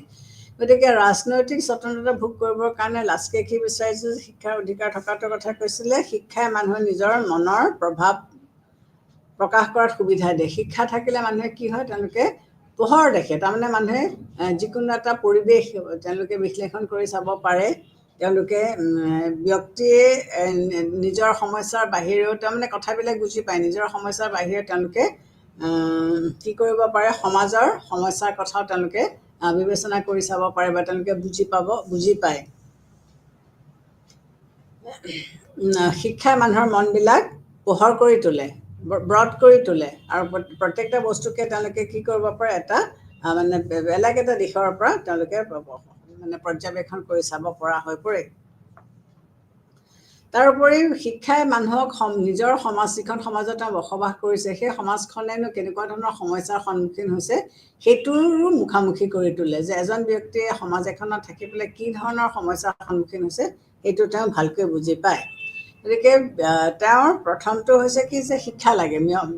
ৰাজনৈতিক সফলতা আনিবলৈ হ'লে, স্বতন্ত্ৰতা ভোগ কৰিবলৈ এজন ব্যক্তিক শিক্ষাৰ প্ৰয়োজন। আৰু দ্বিতীয়তে ৰাজনৈতিক স্বতন্ত্ৰতাই বাতৰি কাকতৰ স্বাধীনতাক বুজায়। আৰু দ্বিতীয়তে মিলে কি ক'ব বিচাৰিছে, লাস্কিয়ে কি ক'ব বিচাৰিছে, যে প্ৰেছৰ ফ্ৰীডমৰ কথা কৈছে। যে এজন ব্যক্তিয়ে ৰাজনৈতিক স্বতন্ত্ৰতা সফল কৰিবলৈ হ'লে তেওঁ বাতৰি কাকতৰ স্বতন্ত্ৰতাৰ কথা কৈছে। সাধাৰণতে সংবাদ পত্ৰসমূহৰ ওপৰত পুঁজিপতিসকল নিয়ন্ত্ৰণ থাকে। আমি নৰ্মেলি কি দেখিবলৈ পাওঁ, যে আমাৰ সমাজ ব্যৱস্থাত যিসকল পুঁজিপতি আছে, এই পুঁজিপতিসকলে আমাৰ যিটো প্ৰচাৰ মাধ্যম, সেই প্ৰচাৰ মাধ্যমটো নিয়ন্ত্ৰণ কৰে। আৰু সেই নিয়ন্ত্ৰণৰ মাধ্যমেৰে তেওঁলোকে যি ধৰণৰ এটা নিউজ প্ৰকাশ কৰিবলৈ বিচাৰে, সেই ধৰণে তেওঁলোকে প্ৰকাশ কৰাই দিয়াব পাৰে। গতিকে সংবাদ পত্ৰই পুঁজিপতিৰ স্বাৰ্থৰ কাৰণে বিকৃত বাতৰি পৰিৱেশন কৰিব পাৰে। গতিকে এই যিসকল নাগৰিক, এই নাগৰিকসকলে কি কৰিব পাৰে, মানে যিসকল পুঁজিপতি, এই পুঁজিপতিসকলে নিজৰ স্বাৰ্থ ৰক্ষাৰ কাৰণে প্ৰেছক তেওঁলোকে নিজে মেনিপুলেট কৰিব পাৰে, তেওঁলোকৰ মতে কাম কৰাব পাৰে। যদি আমি শুদ্ধ সংবাদ নাপাওঁ, তেতিয়াহ'লে জনসাধাৰণে যিকোনো এটা ভাল বা শুদ্ধ সিদ্ধান্ত গ্ৰহণ কৰিব নোৱাৰে। গতিকে ভাল ইনফৰ্মেশ্যন বা কাৰেক্ট ইনফৰ্মেশ্যনখিনি পালেহে যিকোনো এটা বিষয়বস্তুৰ যেতিয়া উদ্ভৱ হ'ব, তেতিয়া এই জনসাধাৰণসকলে তাৰ বিষয়ে তেওঁলোকে চিন্তা ভাৱনা কৰিব পাৰিব। বিকৃত তথ্য পাতিৰ ভিত্তিত গ্ৰহণ কৰা সিদ্ধান্ত কেতিয়াও শুদ্ধ সিদ্ধান্ত হ'ব নোৱাৰে। গতিকে বিকৃত সিদ্ধান্ত এটা কেতিয়াও শুদ্ধ হ'ব নোৱাৰে। গতিকে প্ৰেছ মিডিয়া বা আমাৰ যিটো আমি চতুৰ্থ স্তম্ভ বুলি কওঁ, এই চতুৰ্থ স্তম্ভটোৱে সঠিক নিউজ জনসাধাৰণৰ আগত দাঙি ধৰিব লাগিব, তেতিয়াহে জনসাধাৰণে এটা সিদ্ধান্ত ল'ব পাৰিব। গতিকে এই সিদ্ধান্ত যদি ভুল হয়, তেতিয়াহ'লে এনেকুৱা ধৰণৰ অসুবিধা হ'ব। গতিকে ৰাজনৈতিক সিদ্ধান্ত এটা গ্ৰহণ যিকোনো এটা ৰাজনৈতিক সিদ্ধান্ত গ্ৰহণ কৰিবলৈ হ'লে এটা নিৰ্ভুল তথ্য জনসাধাৰণৰ আগত দাঙি ধৰিব পাৰিব লাগিব অৰ্থনৈতিক স্বতন্ত্ৰতা দ্বিতীয়টো হৈছে কি অৰ্থনৈতিক স্বতন্ত্ৰতা এই অৰ্থনৈতিক স্বতন্ত্ৰতাই কামৰ অধিকাৰক বুজায় মানুহ নিবনুৱা হৈ বহি নথকা অৱস্থাক আৰু নিজৰ দৰকাৰৰ কাম কৰাৰ যিটো তেওঁলোকে যিখিনি কাম কৰিছে সেই কাম কৰাৰ অনুযায়ী জোখমতে যদি মজুৰি পায় তাকে স্বতন্ত্ৰতা আৰ্থিক স্বতন্ত্ৰতা বুলি তেওঁ ক'ব বিচাৰিছে যে প্ৰত্যেকজন ব্যক্তিয়ে কাম কৰাৰ অধিকাৰ থাকিব লাগিব আৰু এই কাম কৰাৰ অধিকাৰসমূহক তেওঁলোকে কি কৰিব লাগিব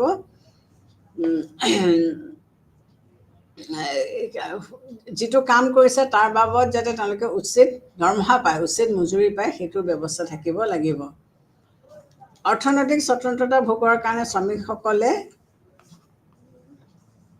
সুবিধা পোৱাটো উচিত গতিকে শ্ৰমিকসকলক কি দিব লাগিব তেওঁলোকক কিছুমান সুবিধা দিয়াটো উচিত আৰ্থিক উৎপাদন ব্যৱস্থাৰ প্ৰশাসনত শ্ৰমিকসকলে অংশগ্ৰহণ কৰাৰ সুবিধা পোৱাটো উচিত আৰ্থিক উৎপাদন ব্যৱস্থাত যিসকল শ্ৰমিক আছে এই শ্ৰমিকসকলেও তেওঁলোকে তাত অংশগ্ৰহণ কৰিব পৰা সুবিধাটো তেওঁলোকৰ মাজত থাকিব লাগিব তো এইখিনি হৈছে লাষ্ট ৰিভিউ যে তেওঁ কি কৈছে যে তিনিটা ধৰণৰ অধিকাৰৰ কথা কৈছিল যে প্ৰাইভেট লিবাৰ্টি পলিটিকেল লিবাৰ্টি আৰু ইকনমিক লিবাৰ্টি এতিয়া স্বতন্ত্ৰতা ভোগৰ কাৰণে আমি কেনেকুৱা ধৰণৰ ৰক্ষণাবেক্ষণৰ কথা আমি ক'ব পাৰোঁ যে আমি যদি স্বতন্ত্ৰতাটো ৰক্ষা কৰিব বিচাৰিছোঁ তেতিয়াহ'লে তাক আমি কিছুমান পলিটিকেল